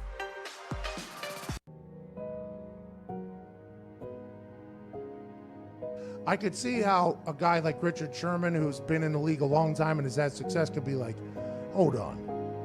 This young little isn't going to dap me up. But on the flip side, Baker's like, well, you're enemy number one for me. Because that's how Baker has always operated. And now Richard Sherman says, so you don't see any difference in the way I shake everyone else's hand and the guy who stands back with the petty shake was BS and I took offense to it, then turns and runs off. It's not that big of a deal. It swept the nation yesterday. It was controversy like no other controversy in the NFL world. Joining us right now, Richard Sherman. Everything you do and say is going to get talked about. Do you agree? I would agree. Baker Mayfield is also a man that everything he does and says is going to get talked about. Do you agree? I wouldn't agree as much, but sure. So I put my hand out, just out of courtesy. And he gives me a little petty slap on the hand. And I took it as disrespect. People can say, oh my God, he shook your hand. Like, what? Oh my God, you were wrong. You can say whatever you want. I don't give a damn. Is there anything you'd like to say? Like, hey man, I apologize for the misquote there. I did see on video the dap up, although it was a bit petty. I apologize for everything that happened, or are we just moving forward? Oh, it's going to be a bit of both. It's definitely my bad. I never want anybody to have to deal with some shit some stuff that they didn't do, and so I'll probably reach out to them via text or social media to actually get a hold of him and talk to him in person. First off, that was a great name y'all came up with, like Dapgate. I was crying laughing. But yeah, he definitely deserves an apology, and that's my bad on that. Richard, I'll tell you what, bro. To show the humility right there to say, hey, my bad on that entire thing. Once I watched the film back, it was different than what I thought. I think a lot of people are going to have a lot more respect for you. They should at least.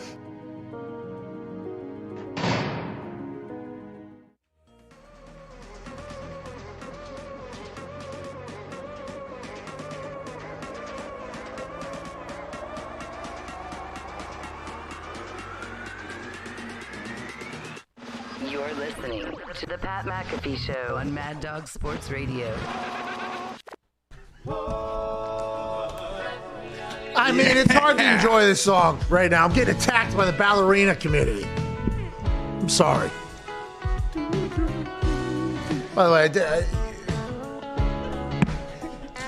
Mama, when I say I got to go, there's a place down by the coast. Oh, Mama, ballerina committee. If you say you think you know, why don't they just listen to this song and relax? I know I gotta drop right away now. We are young and everybody's out the way now.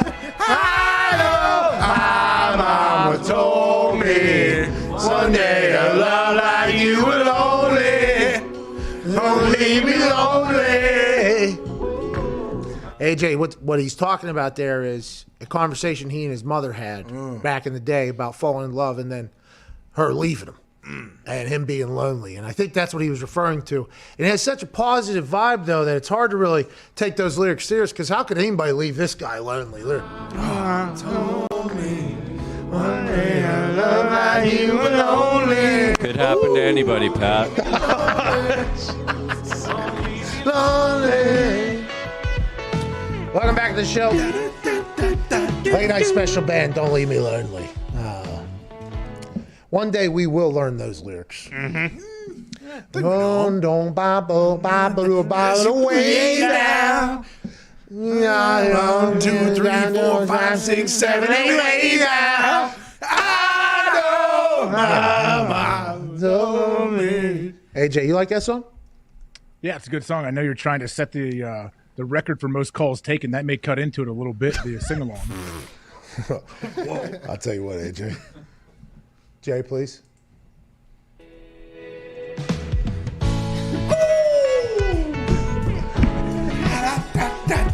If you thought that was going to be the last one in 2020, you're out of your mind. Another thing coming. If I say I got to go, there's a place down by the coast. Oh, may I? If I say I got to go, there's a place down by the coast. Oh no, I got a cat that lives at my house in the way now. I got people they be talking all over in the way now. Mama told me one day a love like you were lonely. Don't leave me lonely. Man. Man. That was the last one in 2020. Yeah, all right. Thank you. That was the last one right there. Hey, nice special band. That was the last one right there. Love you. Jay, why don't you go ahead and turn that back up a little bit? This might cut it. This will take us to the end of the show. Take us to the end of the year. Yeah, true. Oh,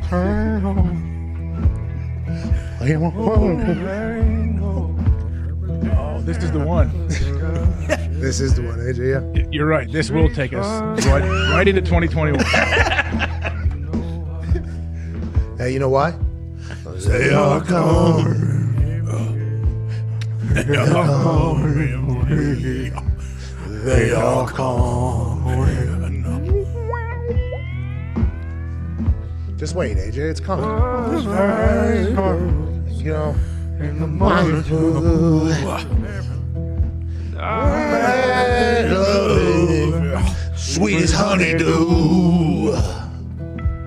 They are coming. AJ, come on, sing along. They're coming for me.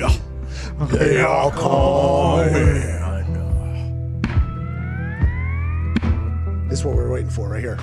If I go and go down the river of the Ohio, bury me deep in the water wide. I'll see you on the other side. That's Year of the Buffalo, Ohio River. That was the last sing-along of 2020.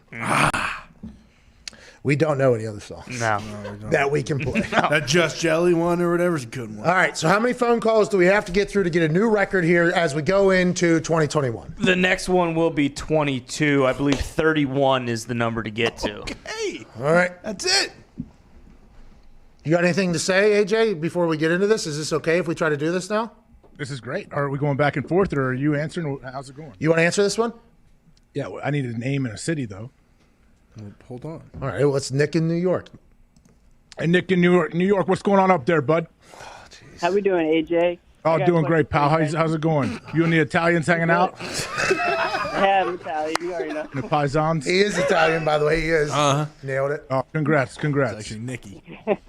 My question for you guys is, do you guys actually think the Giants have a shot in the playoffs? No. Or to make the playoffs? I know The answer is no. Thank you, Nick. That's 23, right? We have 23. Congrats to What a Nick. fool. Congrats to him, though. Garen in Michigan. What's going on? Hey, how we doing? Hey, you want to hear what I'm thankful for from y'all in 2020, or you want to hear my question to AJ, or both? They're quick. You know what? Let's think about it. No, we have one vote in the back for neither. He said neither. That was Okay. from Nick. Okay, that is option C. AJ, what are... Why is he so quiet? That's his question. Counts. Next caller. That was a question. That was definitely a question. Oh, man. Yeah. Seems like you kind of wasted it here. All right, well, hey, here's what I'm thankful for in 2020 is Ty and AR-12 bringing back Creed. I mean, come on. You guys did do that, by the way. Hell yeah. I mean, I'm not going to take credit for that. Aaron Rodgers definitely brought back Scott Stapp. Got a goddamn movie role because of it. Yeah, fucking, not just a movie role, the movie role. Yeah. Don't bite off more than you can chew, Scott. I thought we were Scott Stapp fans. We right? are. What are you talking about, dude? We're talking about fucking Sinatra here. He can be Sinatra. All right. He looks just like him. Jesus Christ. You know, They're talking about doing the Sinatra biopic, and we're looking at Leo, and we're settling on Scott Stapp. I love Scott Stapp, but what the fuck are we doing? Dude. We're a big Scott Stapp show. Yeah. He looks just like him. I love Creed. Come on. Ty, do you want him to turn it down? Is he going to say no thank you? No, I'm just saying. I mean, anyone who thinks this movie's going to be worth the fuck is out of their mind. I hope I'm wrong. I think he's going to kill it. I hope I'm wrong. And you know what? Hey, do you remember? Hold on now. Now that we're talking about, the world of super celebrity that have been affected by this show.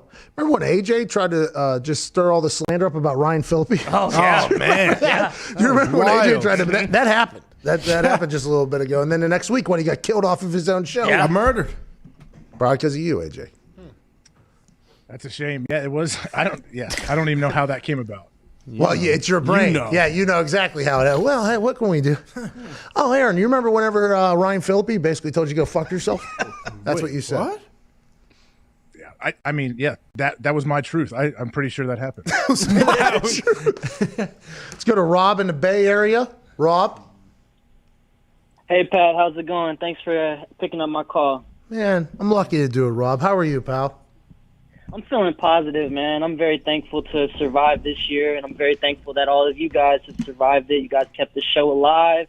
Hammer Down was a success. McAfee and Hawk was success. And most of all, you talked about unity and unification on your platform, which was so responsible, so dope, and it was so genuine. Shout out to all the guys behind the scenes. Nick seems like a beast. Billy Tubes, Mitt, Mansuri, Jason, Ty, Boston, Tone, hope you get better. Zeke, hope you feel better. Pat, thank you, man. It's been an awesome 2020 with you guys. 2021 is going to be even better. Hey, we appreciate you, Rob. Thank you, man. Thank you, boys. Hey, Rob. All of us in here, thank you, man, for that love you gave us. Yeah, take a hike, Rob. Oh, no. Let's go to Alex in St. Louis. Alex was going on no Foxy or Gump, by the way. But, Rob, we appreciate the hell out of you, man. What's going on, Alex?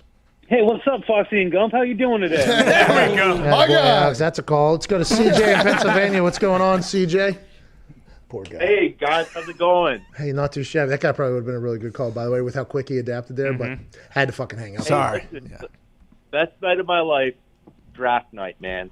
Just laughed so fucking hard. What was that, 8 hours long that night, by the way? We were live for 9 hours, I think, straight. We had no idea that's what we were signing up for whenever we said we were going to go live for that thing, CJ. Watched the whole time. I don't know how. There was a lot of terrible parts of that show. Firm yes or no? You going to do it next year? I mean, we are not committing to that. Yeah. It's a long way away. AJ, by the way, we got asked if we wanted to commit to something yesterday. It was one of the most hilarious things I've ever been offered in my entire life. And, you know, I think I'm getting mature now that I'm deciding, well, I'm thinking about the amount of work things will take and not signing myself up for everything. Smart. 2021. Come on. Let's go. That draft night, AJ, did you have any clue that it was going to be a 7-hour affair that night? I didn't. For some reason, I'm like, oh, it's just one round. First round should be pretty quick, right? Like, hey, everyone knows what they're doing. They're not going to take the full 15 minutes. And then I look up, and we're halfway through the first round, and it was midnight, it felt like. And we got slap happy, too, pretty. Oh, yeah, big time. Pretty. The Ty's bong was getting used by Ty heavily, and then everybody else. We were drinking our. Just me, huh? Yeah. It is yours. We were drinking Mountain Dews, getting all jacked up. Yeah. It was awesome. Yeah, we were. Ty was just hammering his water pipe all night. Disgusting. It was disgusting. Truly. It was a bummer. Because then he lashed out irrationally. You got a lot of nerve, too, you son of a bitch. Oh, you think Connor? Me? This guy. Are you kidding me?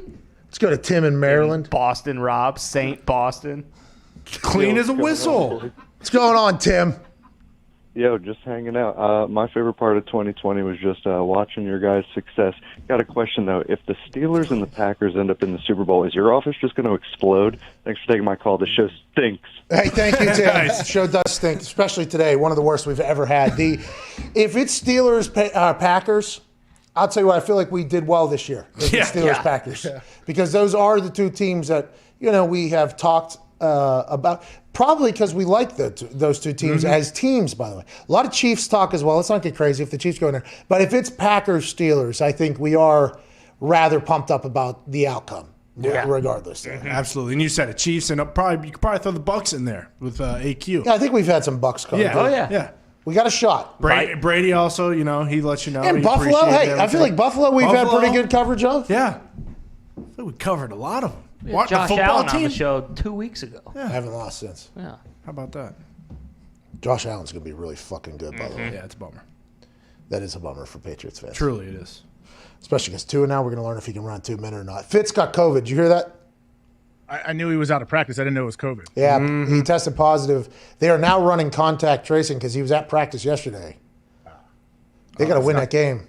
Not going to be good. Yeah, they definitely would like to win that one. Definitely a game they would like to win. That's like the Browns. Yeah. These Browns fans. The dog pound, okay? The dog pound not too long ago completely defeated. Hard Knocks showcased why they were completely defeated. Laughing stock of everybody everywhere. Bud Lights were locked into town. Could not open the thing. They almost won completely defeated numerous years in a row. And the dog pound continued to show up. Then last year, obviously, they bring in OBJ.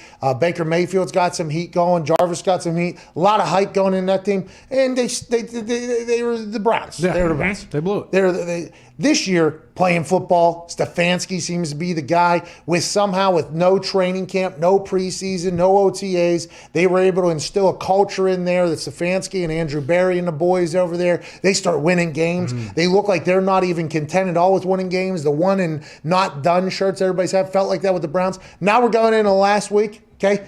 The last 2 weeks of the season? Oh, yeah. The Browns fans must think they're fucking cursed because they finally get a good team. Last week they play against the worst team potentially in football history, the Jets, and 14 players are out with COVID, all of them being very vital to their success. They lose to the Jets. And then if they got to play against the Steelers, they haven't been allowed in their facility yet. Their arch nemesis rival was playing their backup quarterback who has not played well, resting a lot of players, and COVID's running rampant through their building again. They might lose again and not be in the playoffs. Another year of being a fucking playoffless Browns. That's a shame. Heartbreaking. That is an absolute shame for the Browns. Legit, AJ. Is there any chance that Mike Tomlin is trolling everybody and is going to play his starters just because he doesn't want the Browns to get into the playoffs? I would love that out of Mike Tomlin because that is Mike Tomlin, most underappreciated, hilarious head coach in the NFL. I mean, every press conference is going to have something in there that you can just laugh at. And I think if you're not from Pittsburgh or no Steelers fans, you wouldn't know that. And I'm happy people are starting to learn about it. And I think we're helping push him, by the way. Oh, yeah. And not that Mike Tomlin wants us to do that at all. I'd assume he does not. But he is a great football coach. I would assume that the rest is a real thing. I would assume the rest is a real thing because even though he said we do not care, week 4 bye week, then the way their seasons went, that has got to be some beat up bodies and minds over there, AJ. It does. Okay, so what happens if Mason Rudolph just absolutely lights it up and beats the Browns and looks great? Then they're in the playoffs, number 2 overall seed. What I'm saying is, though, once they get in, let's say Ben struggles in the first half. No. Jeez, AJ. No, Are people calling for Rudolph? No, you got to remember what happened at halftime against Colts. What Ben did. Yeah. Involved an Oculus. Save the season. It involved an Oculus. People are saying. He tightened it up. He had a boxing match like you do, like at night? Well, yeah, kind of. In a way. Superpower strength. I think it was an early round knockout. I would assume it was an early round knockout. Yeah, it was. Probably 10 seconds. Halftime's 12 minutes. It's only 12 minutes in the league, so his boxing match had to go pretty quick. Yeah. Well, he was on the Mega Masher 3000, so he was fine on that app. Do you know how long 3 minutes is, by the way, when you're boxing? Lifetime. I threw maybe 50 punches at this guy, and we were 23 seconds into the 4th round. I was just, what are we? And then you look up at the clock over the guy's head, and you just see like 2 minutes and 15 seconds. Like, we haven't even started. Long time. We haven't even started. AJ, you need to get in there. I think you would enjoy it. I do. I've seen a little bit of what you've been posting, and it makes me want to get one. I didn't know if it was there, if like the technology was there yet to where it's actually fun, like you say it is. Yeah, I can't believe the technology. We're in it. I cannot believe we're at where we're at right now with tech, by the way. The ping pong, you literally feel as if you're playing. It's nuts. It is nuts. Let's go to Zach in Eugene, Oregon. Stay safe up there. A lot of drugs running around. Drugs in Oregon. Hey, Pat, thanks for taking the call. I'm calling about Fiesta Bowl on Saturday. Iowa State, 4.5-point favorite against the Ducks. What are your thoughts? Who's going to win? Great question, Zach. I appreciate that, man. Oklahoma State, for whatever reason, has been playing good football. Yeah. They kind of figured it out. Is that who's playing them? I have no idea. I don't think Oklahoma State. I think it's Iowa State. Iowa State against Oregon, yeah. Iowa State's a good ball team this year. Brees Hall's a hell of a running back. Yeah, I got Oklahoma State in that one. It's a good pick. Thank you. Let's go to Matt in Charlotte. What's going on, Matt? No, it's Kevin in Minnesota. What the fuck did you hang up on that guy, man? Like literally as I answered that thing? All right, man. Hey, boys, thanks for taking my call. Quick question for AJ, ridiculously specific. Dallas Cowboys, Hard Knocks, 2000-something. Bobby Carpenter against some white O-lineman. Comes through high on him. They get into a spat. O-line says to him, you come through high like that again, I'll knock your fucking block off. What does that mean? What exactly did Bobby Carpenter do? And why did that O-line get so fucking mad? Great question, Kevin. Thank you for that. Well, if they really, I don't know if they said I'll knock your block off. That sounds like it's from the 1950s, maybe. But yeah, they basically meant, I don't know if they said if you come in high again, like I don't know. He said come through high. So if they come through, like, were they trying to coach him up and saying your pad level is too high and you need to be low, or were they mad that he was going too hard and like the drill was like 75% or it was a thud drill? I would assume that you come through, low man wins, by the way. So I would assume that was probably an older offensive lineman telling a younger Bobby Carpenter that if you run that high, I am going to kill you. Slaughtered. Well, one of those linemen that was on the team at the time was Mark Colombo, who famously may have fought his head coach, the Giants. Joe Judge. Yeah, line coach. Mark Colombo. Mark Colombo's got Bobby Carpenter. He's like, hey, listen, you come through where I'm, because he's what, 6'7", that guy. Huge. You come up near me, pal, you're just going to get fucking beat up. That's what he said to Joe Judge, too. Joe Judge walked in a little bit too puffed up into one of them. And Mark Colombo's like, you come in with that chest, I'm going to cave it in. Let's go to Will in Green Bay. What's going on, Will? Hey, Pat. Thanks for taking my call.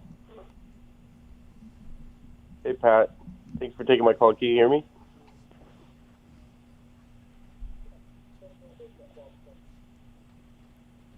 Can you hear me, Pat? I can't hear you if you can hear me.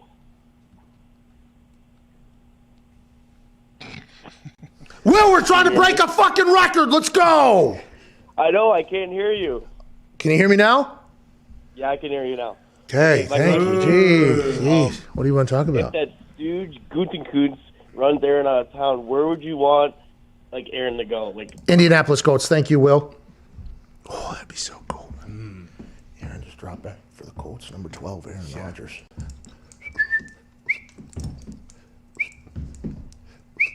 Touchdown. Why is this guy from Green Bay doing that? Because he hates Gutekunst. That's why I'm kind of upset that we did the old silent treatment to that guy, because it sounded like he probably had some good things to say. Well, maybe, but once again, let's just wait till the fucking season's over before we start doing all this bullshit. Fair. Let's go to Matt in Myrtle Beach. What's going on, Matt? Hey, Pat, man, just want to tell you, first off, favorite moment of 2020 was finding your show, man. Oh. Second favorite moment is introducing me to Bird Dogs. Got my second set of nunchucks on the way. Let's go.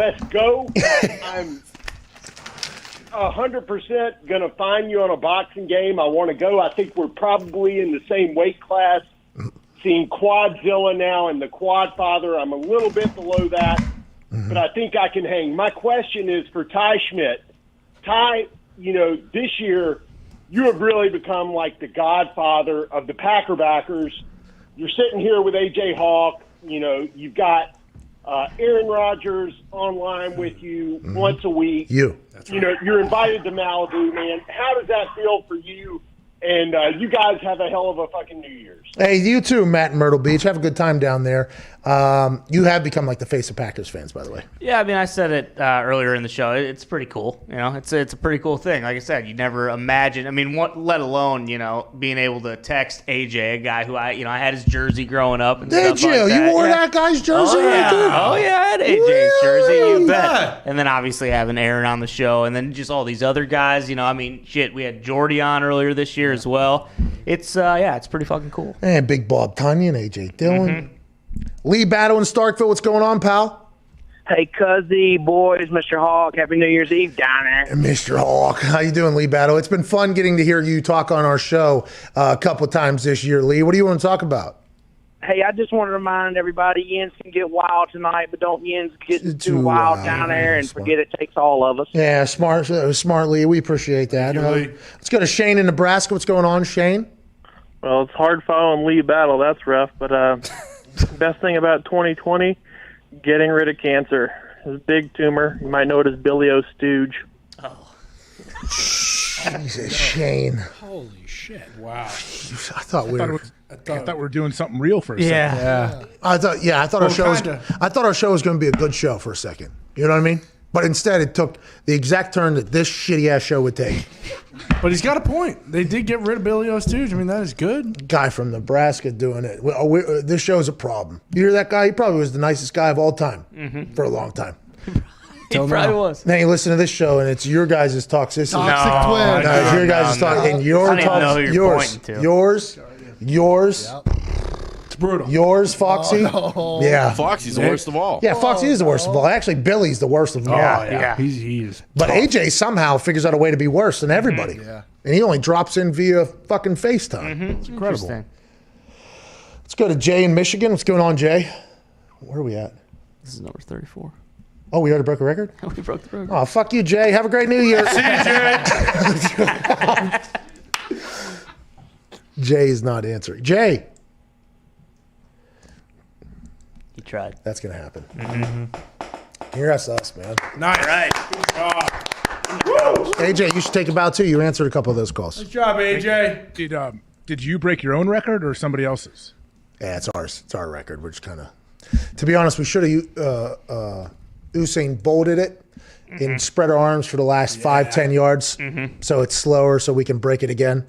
We really outdid ourselves here. We did. It was originally a 30 record. Record was 30, right? Needed 31 to break it, which we did like 4 ago. Yeah. Wow. Didn't even know. Should have just went to 32 though, because it's going to be tough to get up to 40 unless you just sacrifice an entire show to it. Yeah. But let's keep it going. Let's go to Alan in Pennsylvania. What's going on, Alan? What's up, boys? Hey, great show. Loving 2020. You guys killed it this year. Best moment had to have been getting us through quarantine. Quarantine absolutely sucked, but being able to see you guys each night during the week was awesome. And then McAfee and Hawk was just awesome. Just led us right into this YouTube sensation that we have going on as well. Quick question, though we are a national show and we bet on a little regional sports book, what are we hammering on FanDuel this week? Cheers, guys. Happy New Year. Thank you, Alan. Appreciate that. I like that guy. He complimented us a lot. Weapon, He complimented us a lot. I like him. Some people don't like those. I don't mind them. Oh, they're good. AJ, Office Olympics was good for a lot of people. It's a shame that you were so you were disgusted by Office Olympics. And that was a real shame. I think that is maybe my down part of all of 2020. Yeah. Right? I was not a part of Office Olympics. I was a part of whatever the golfing situation was where you guys could not hear me even though I was the guy doing voiceover for the show. That was Office Olympics. Jeez. Okay. There's a reason there wasn't a sequel, right? No. Well, dude, this guy just said it was his favorite part of 2020, and it was something you just shit on the entire time. Happens every 4 years, AJ. It's the Olympics. You're right. No, that one once every 30 years, whenever the last pandemic to put you in a quarantine. That's true. It's even more, and you just shit all over. AJ said it was the worst part of the year. Jeez. What a jerk. Okay. Way to drop it on happiness, AJ. Let's go to Matt in Pittsburgh. Maybe we'll get a little positivity because of AJ's negative, toxic bullshit. What do you want to talk about, Matt? First, I'd like to say I'm thankful for 2020. I found out I'm going to be an uncle for the first time. There we go, Uncle Matt. My boy, Uncle Matt. Thank you. And Happy New Year's to you and the boys. Your show is awesome. Thank you for taking my call. And I also wanted to shout out my wheelchair rugby team. I'm thankful for them as well. They've Is this Murder Ball? Murder Ball, yes. This is the guy. You're the guy on Twitter. Yeah, I'm bothering you all the time. No, you're not bothering me all the time, but I look at the photos that you post on your Twitter account whenever you send me, and that looks intense over there. You guys are just fucking getting after it in those wheelchairs. Yeah, sorry about the joke about falling out, but it does happen. I know last time it might have. Oh, yeah, It didn't Joe land. falling out of the wheelchair. Yeah, well, we didn't know that we were, I think you got to understand that we don't know what we are allowed to. You know what I mean, Matt? Right. No, I understand that. Yeah. I was hoping we can do what you did for Australian football. We can do that for Murder Ball on your show. Okay, well, listen, Murder Ball is something that, thank you for the call, Matt. We will definitely have Mitt try it. Yeah. That thing looks painful. Have you ever seen these Murder Ball clips, AJ? Oh, it's awesome. Yeah. They are very fun to watch. It is. Tough. Yeah. They are. Put Mitt in there because you met. Oh, shit. They came at me from the side. Let's go to Dugan in Alaska. Dugan, what's going on? Mitt did not deserve that. It's fucking New Year's Eve. What's going on, Mitt Dugan? knows I love him. Yeah. Oh, just standing out in the cold, just repping the Dolphins up here in the great AK-49. Hey, good luck. Hey, might not make the playoffs, but we're ahead of schedule. Probably will. Yeah. Yeah, shout out Gump. If Canada doesn't want you, the Canadian America will. So shout out to you, Dugan. That's awesome. Dudes. Alaska is what he was referring to. Yeah, AK. I believe. America's beautiful. Thank you. Have you ever been to Alaska? No, I can't go there. Why not? Why? Can't say. Hell. Let's go to Russell in Colorado. What the hell just happened? This is the last call. Russell, actually, hey, man, have a great New Year's Eve, all right?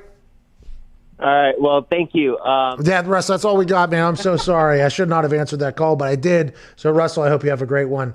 JT the Brick is on next on Sirius XM. The Brick. Okay. What? AJ, do you have anything to say to the beautiful people to go into the new year here?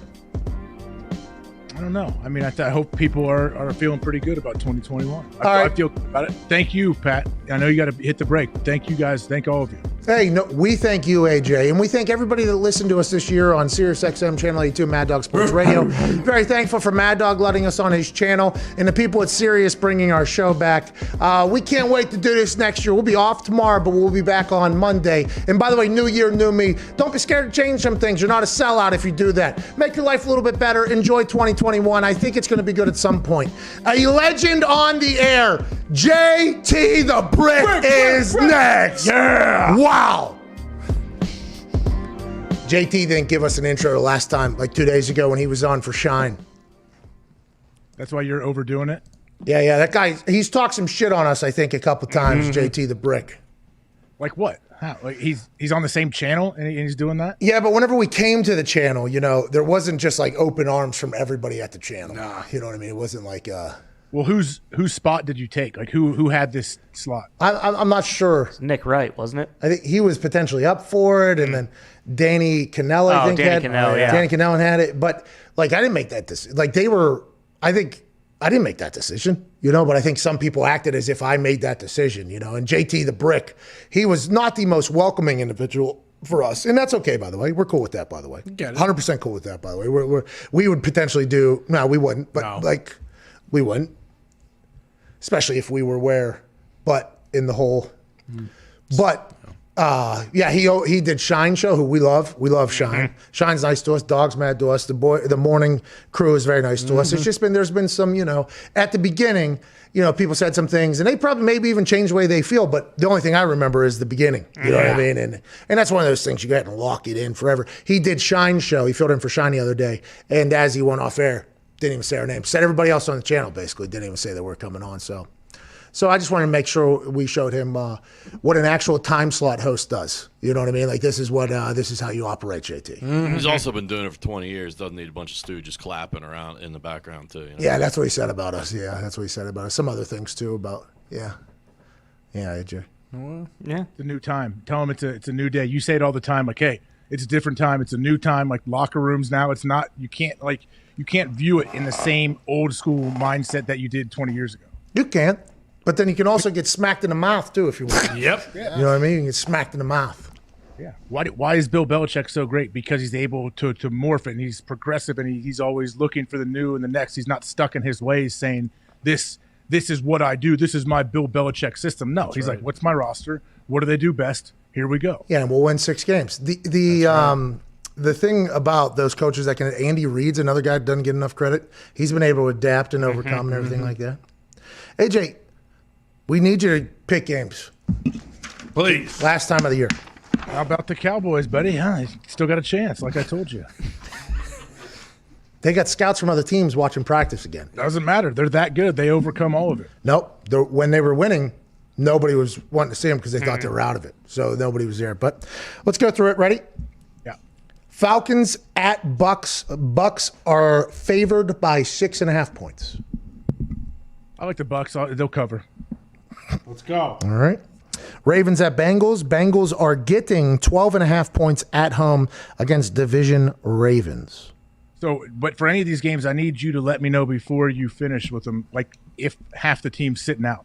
Ravens have to win. They are playing. I know. I'm saying for the future games coming up because I'm not up to date with exactly who is playing, who's not. But yeah, Ravens 12.5. Wow. I think the Ravens win, but I don't think they cover. So I take the Bengals plus 12.5. All right, let's go. Cowboys at Giants. This game is very important depending upon if Washington beats the Eagles or not. Who do you think wins? The Giants are getting 2.5 points against your Super Bowl favorites of the NFC, the Dallas Cowboys. That's an easy one. Cowboys win. Cowboys cover. They go to the playoffs. So you're expecting the Washington football team to lose to the Eagles then? Yep. Jalen Hurts, big day. Big day ahead. Wow. Okay, Philadelphia Eagles are beating. Okay. Dolphins at the Bills. Man, this is a good one. So who's playing for the Bills? Do we know anything? Bills, Sean McDermott has said that he's keeping those plans internal. They could get the number 2 overall seed, I guess, if they really wanted to. They could hang on to it. But if the Steelers beat the Browns, there's potential conversation there. But the Steelers are resting. They have not come out and said anything. Ryan Fitzpatrick is out. No other information really at this point. Maybe contact tracing Tua might be out as well. This line shifted over to -3 as well. It's at -3 now? Ooh. Okay, so the Bills are now favored by 3 points, knowing that Ryan Fitzmagic is out, which is potentially meaning McDermott was the defensive coordinator on the Panthers team that went 15-1. They had everything settled, and they played everybody their last game of the year. so. So you're expecting McDermott to do the same here? I think the Bills are rolling. They're putting everybody out there. Okay, so that's a little potential if this, then this happened in the past. Cole Beasley is out. He's got a knee injury as well. Ooh, Cole Beasley's really fucking good. So good. What do you think? Very good. I like, man, it's a tough one because the Bills don't have to win. The Dolphins have to win. We know that. But I'll take the Bills. I think they win this thing. -3? Yeah, they cover. Vikings at Lions. Vikings are -7. I mean, what does either team have to play for here? Nothing. No Dalvin Cook, too. What is it good for? Absolutely nothing. Say it again. Vikings. Lions. What is it good for? Absolutely nothing. What's the spread? 7. For who? Vikings are favored by 7. Man, I guess I think the Vikings will win. I don't think they cover. Lions +7. Perfect. Jets at Patriots. Patriots are favored by 3 against the New York Jets. I think the Jets win this one. Yes. Okay. Steelers at Browns. Browns are favored by 10. Man, I have a hard time thinking that Mike Tomlin's all right dropping this game to the Browns. I know he wants to win, but he doesn't want to sacrifice the playoffs and everything, and it would help to rest Ben. But yeah, I guess the Browns win. I don't think they cover though. Steelers +9.5. You like Mason Rudolph, huh? He might light it up, man. Might create a quarterback controversy in the playoffs. They're going to be without 2 offensive linemen probably. Yeah, I know. I know. I'm going to have to go against your boy Mark Madden on this one. Oh. Yeah, Madden's pulling for the Browns, by the way. He didn't. I saw a little bit of his talk. He didn't have any like glowing remarks for Mason Rudolph. No, you could say that. He, by the way, would just let it eat at all times. He is not scared of a single thing. Saw him down. It's like Ariel Helwani, not scared of a single thing. Ariel Helwani told you, AJ. Have you ever met him before or talked to him before? I've talked to him before. I've never met him in person. Are you guys friends? No, I mean, no. He said he was going to see you on site and bury you in the dirt. What a line. Bold. I respect it. It was good. He got to bury me standing up or something. It was something like that. Yeah. Titans at Texans. Titans are favored by 7.5. This feels like a lock for the Texans for me. I think Titans win and cover. Wow. Oh, shit. Okay, there's a boost on FanDuel that J.J. Watt gets 4 or more tackles after that speech he gave last week. That is boosted from +150 to +250. Would you take that bet? Yeah, 4 more tackles, absolutely. Me too. I think he might get 4 sacks this weekend. Let's go to Cardinals-Rams. Cardinals are favored by 3.5 points with Kyler Murray playing quarterback against Mr. Wolfert of the Los Angeles Rams. Yeah, so Goff is out with a broken thumb. So how long is he out? He might be back for the playoffs. Michael Brockers is on the COVID list for the Rams now, too. When did that just pop up? Yeah. Oh, so there's probably contact tracing potentially there. Uh-oh. Oh, shit. Yeah, Cardinals on this one. I don't know. I don't remember the spread, though. 3.5. Let's go Packers-Bears. The Bears are getting 5.5 points at home. Aaron said on Tuesday, home field advantage is still in play here. We got a lot to play for. Yeah, they definitely have a lot to play for. Not only to shut the Bears down and all of their hope, but yeah, they want to be in Lambeau for the whole playoffs. So yeah, I like the Packers here and I like them to cover. Yeah, the Bears have something to play for there, and the Cardinals, Rams, Bears have an interesting situation amongst each other there. If the Bears win, it does get complicated in the NFC. Jaguars at Colts. The Colts are favored by 14 points in a must-win game. Man, like these giant spreads got me, but you know what? I'll take the Colts and I'll take them to cover too. Whoa, jeez. Raiders at Broncos. Raiders are favored by 2.5. Well, part of the reason I think that last game, I think the Colts score on defense this week. But this game here, Broncos, Raiders, boy, I'll take the Raiders. They'll cover. All right, Raiders -2.5. Chargers at Chiefs. Chiefs Chiefs are getting 3.5 points. So they're resting everybody or what? Yeah. You know what? I'm going to take the Chiefs. I think I would take the Chiefs here. I think they're going to get it done with who knows how many starters in. Ooh. I don't think so. It's fine. If the books have the Chiefs getting 3.5 points. They played them close the first time. Chargers only lost by 3 the first time. Yeah, that was Herbert's first game. Mhm. Yeah, I mean, that was. Thank you, Connor. Sorry. that. Yeah, that's no, on me. no worries. I That's on appreciate me. you reminding me there. I mean, it was. We talked about it earlier because Tyrod got stabbed in the chest. 10 minutes before the game or whatever. You like the Chiefs? I feel like that's the Yes, I Chargers. That might be one of my hammered down ones right there. Actually, I'm gonna put a star next to that. Saints at Panthers. Saints are favored by 6.5 points. I mean, is Drew the starter? Is Drew playing? Ooh, that's a great question. They're in play for the bye for the end for the 1 seed. Yeah, they have to win, I guess, because the potential Packer thing. Drew's playing, I'd assume. Yeah, he's got to be. I like the Saints. I like him to cover. All right. You have no respect for Matt Rule's Panther squad, huh? I have a ton of respect for them, but I just think that the Saints know what it takes, and they know that they absolutely need home field if they want to make a run. True. Seahawks at 49ers. Seahawks are favored by 6. I'll take Seahawks to win, and they do not cover. 49ers plus 6. Then you got the Eagles. All right, AJ, good luck, man. Thanks for picking all those games. AJ. Woo! Have a great new year, dude. Hey, you too. You have any big plans? No. I think my lady's decorating a house right now, I guess. Oh, nice. For New Year's? Yeah. That'd be sweet. Just we're having Yeah, that'd be awesome. those little things with little thingies. Party hat. You having a big like super spreader event party, or what are you doing? No. Super. I don't have super spreader events. I know. Wait, so where's Zito? Does he have COVID? Yeah, we think so. You think what happened? He started feeling sick. He got tested. The test results, though, take so many fucking days. So he's kind of locked down. It's an interesting thing. You know, it's a very interesting. Like, for instance, Diggs thought he had it. Then he gets tested, but he doesn't get his results back.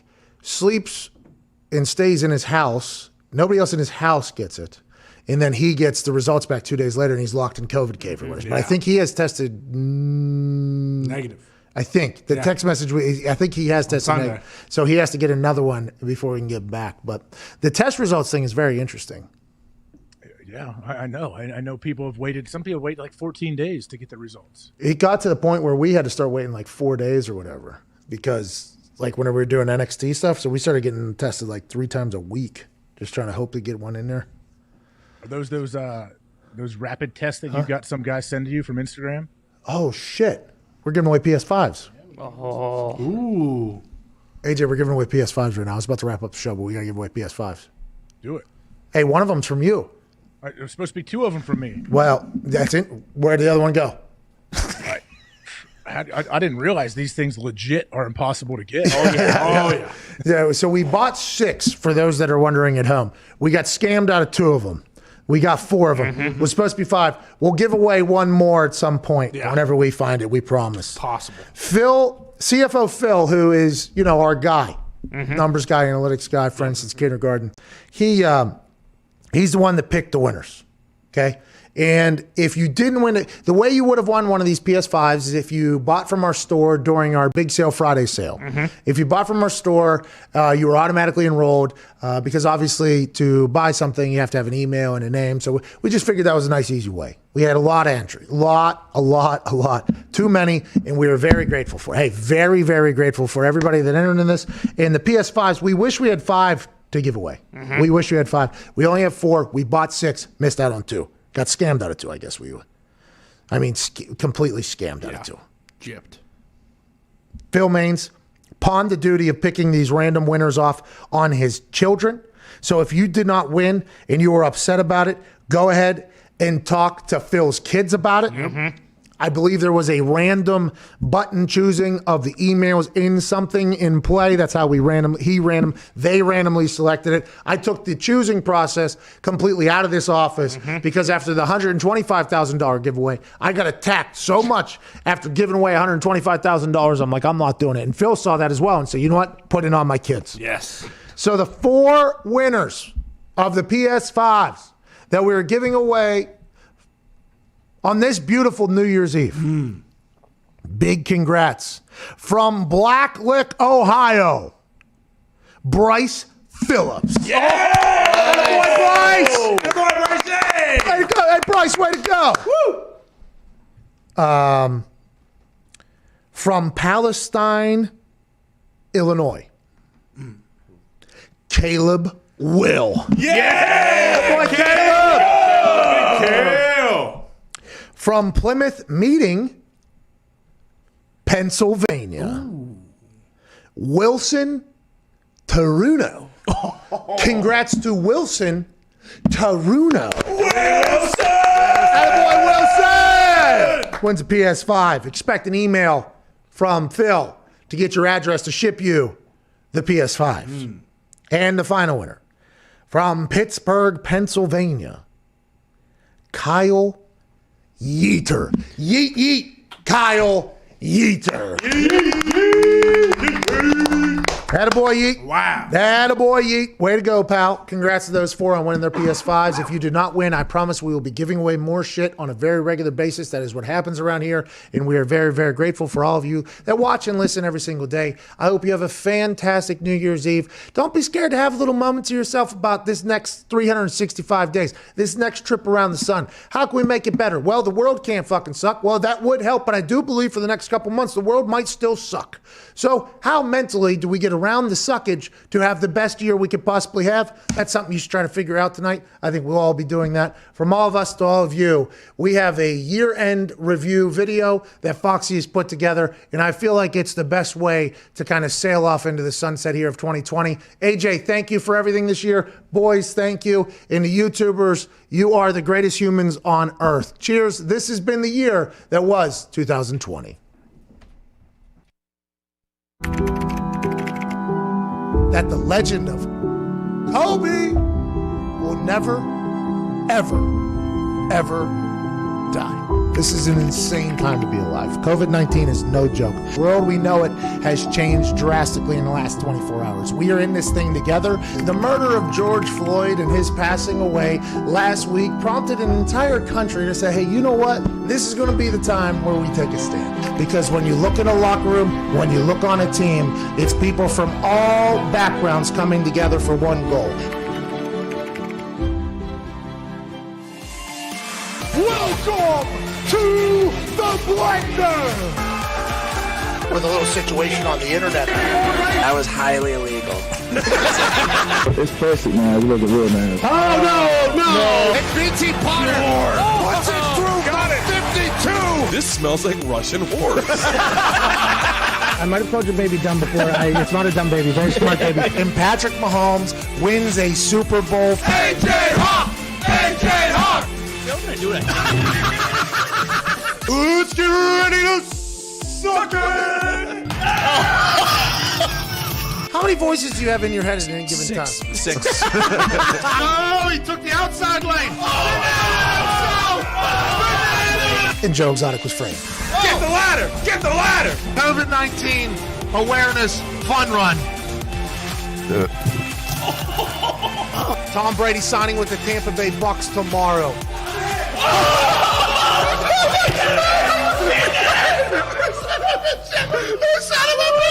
Then you watched that Last Dance last night. Man, Michael Jordan was just a different animal.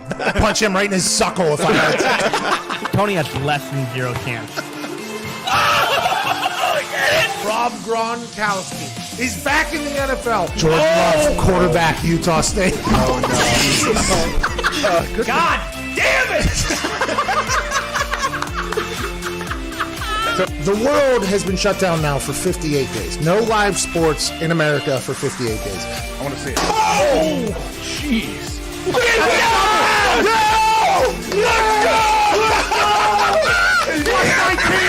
To the policy. Oh, I hear the yinzer come out. I hear that little yinzer come out. Hey, go on down to the website. We need to get the hip around on that thing a little bit. I was trying to go Bones Jones or Anderson Silva or something, but it wasn't. What are we doing, Jordy? We coming back to the game? Let's go, Jordy. Let's go, Jordy.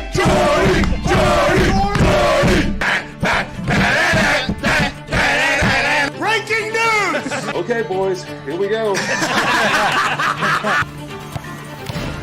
Why can't we all just get along, for Christ's sake? Well, because you were a scumbag.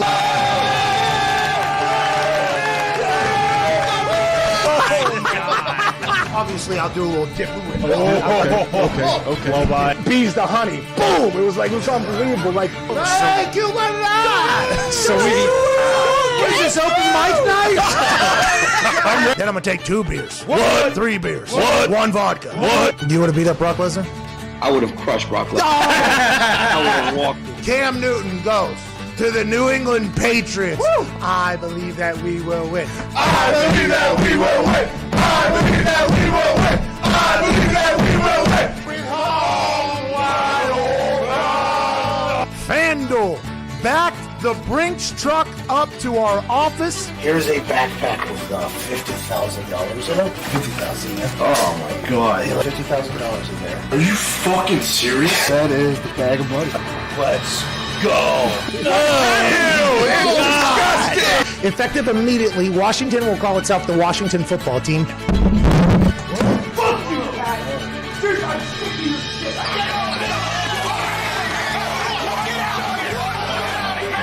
And Triple H, you said you're going to be able to make me famous? Well, your biggest guy's about to get made famous. And it's going to be for eating another right foot to the mouth. Pat McAfee is here, live. Guess who's back? I am above you as a human. I am above you as an athlete. Oh my God! And Pat McAfee just wiped out everyone. Teetering on the top rope. What? Cole in disbelief. Oh McAfee right back into it. McAfee hooked Cole from the top rope. McAfee superplex. But the fact that I got to get into the ring on Saturday, this is something I'm going to remember on my deathbed. Every Tuesday this football season, joining us, Aaron Rodgers. Every Tuesday. Everyone. We are on kickoff day. Nobody thought we were going to get here. I like them all. Oh, -7 guard and hammer that thing, Bear. Texas A&M -5.5. Oh, are you kidding me? Look at this. Look at you. Bear, you stink. Hey, look, I'm not worried about pissing people off, and I'm not apologizing. Oh, suck it, son. And looking around like, is anyone else concerned about what? I have just a new and increased love of life. Fucking W. Got my earmuffs on.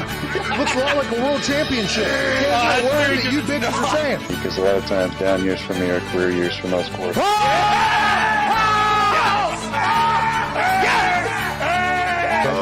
Oh, Fitzmagic. You know. Just reached 1 million subscribers. Let's go!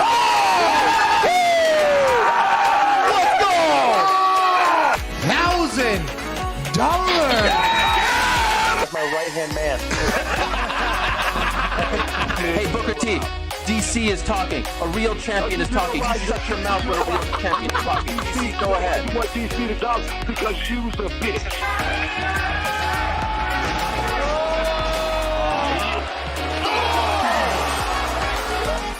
Dead! We're the greatest. You suck.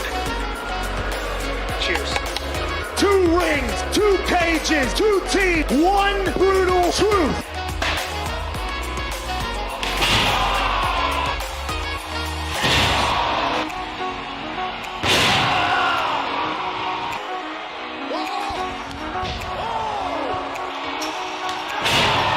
This morning, I couldn't really get out of bed, couldn't move much, couldn't walk. I think you're going to get the same result every time. Here's the thing when some people say, oh, shit, man, you got too much of that beer on you. You don't even know how to drink beer. It's like, dude, fuck you. You don't know what I'm trying to do. But again, we're sitting at 8-3, and 8 wins doesn't win you the division unless you're NFC East. So. Yeah! The 2020 NFL MVP. Congrats, man! Congrats, dude! You did it! You did it, Aaron! Already won an award tonight, though, for those that are wondering. Rivalry of the Year. Am I the greatest wrestler of all time? I don't know. You tell me. I'm close.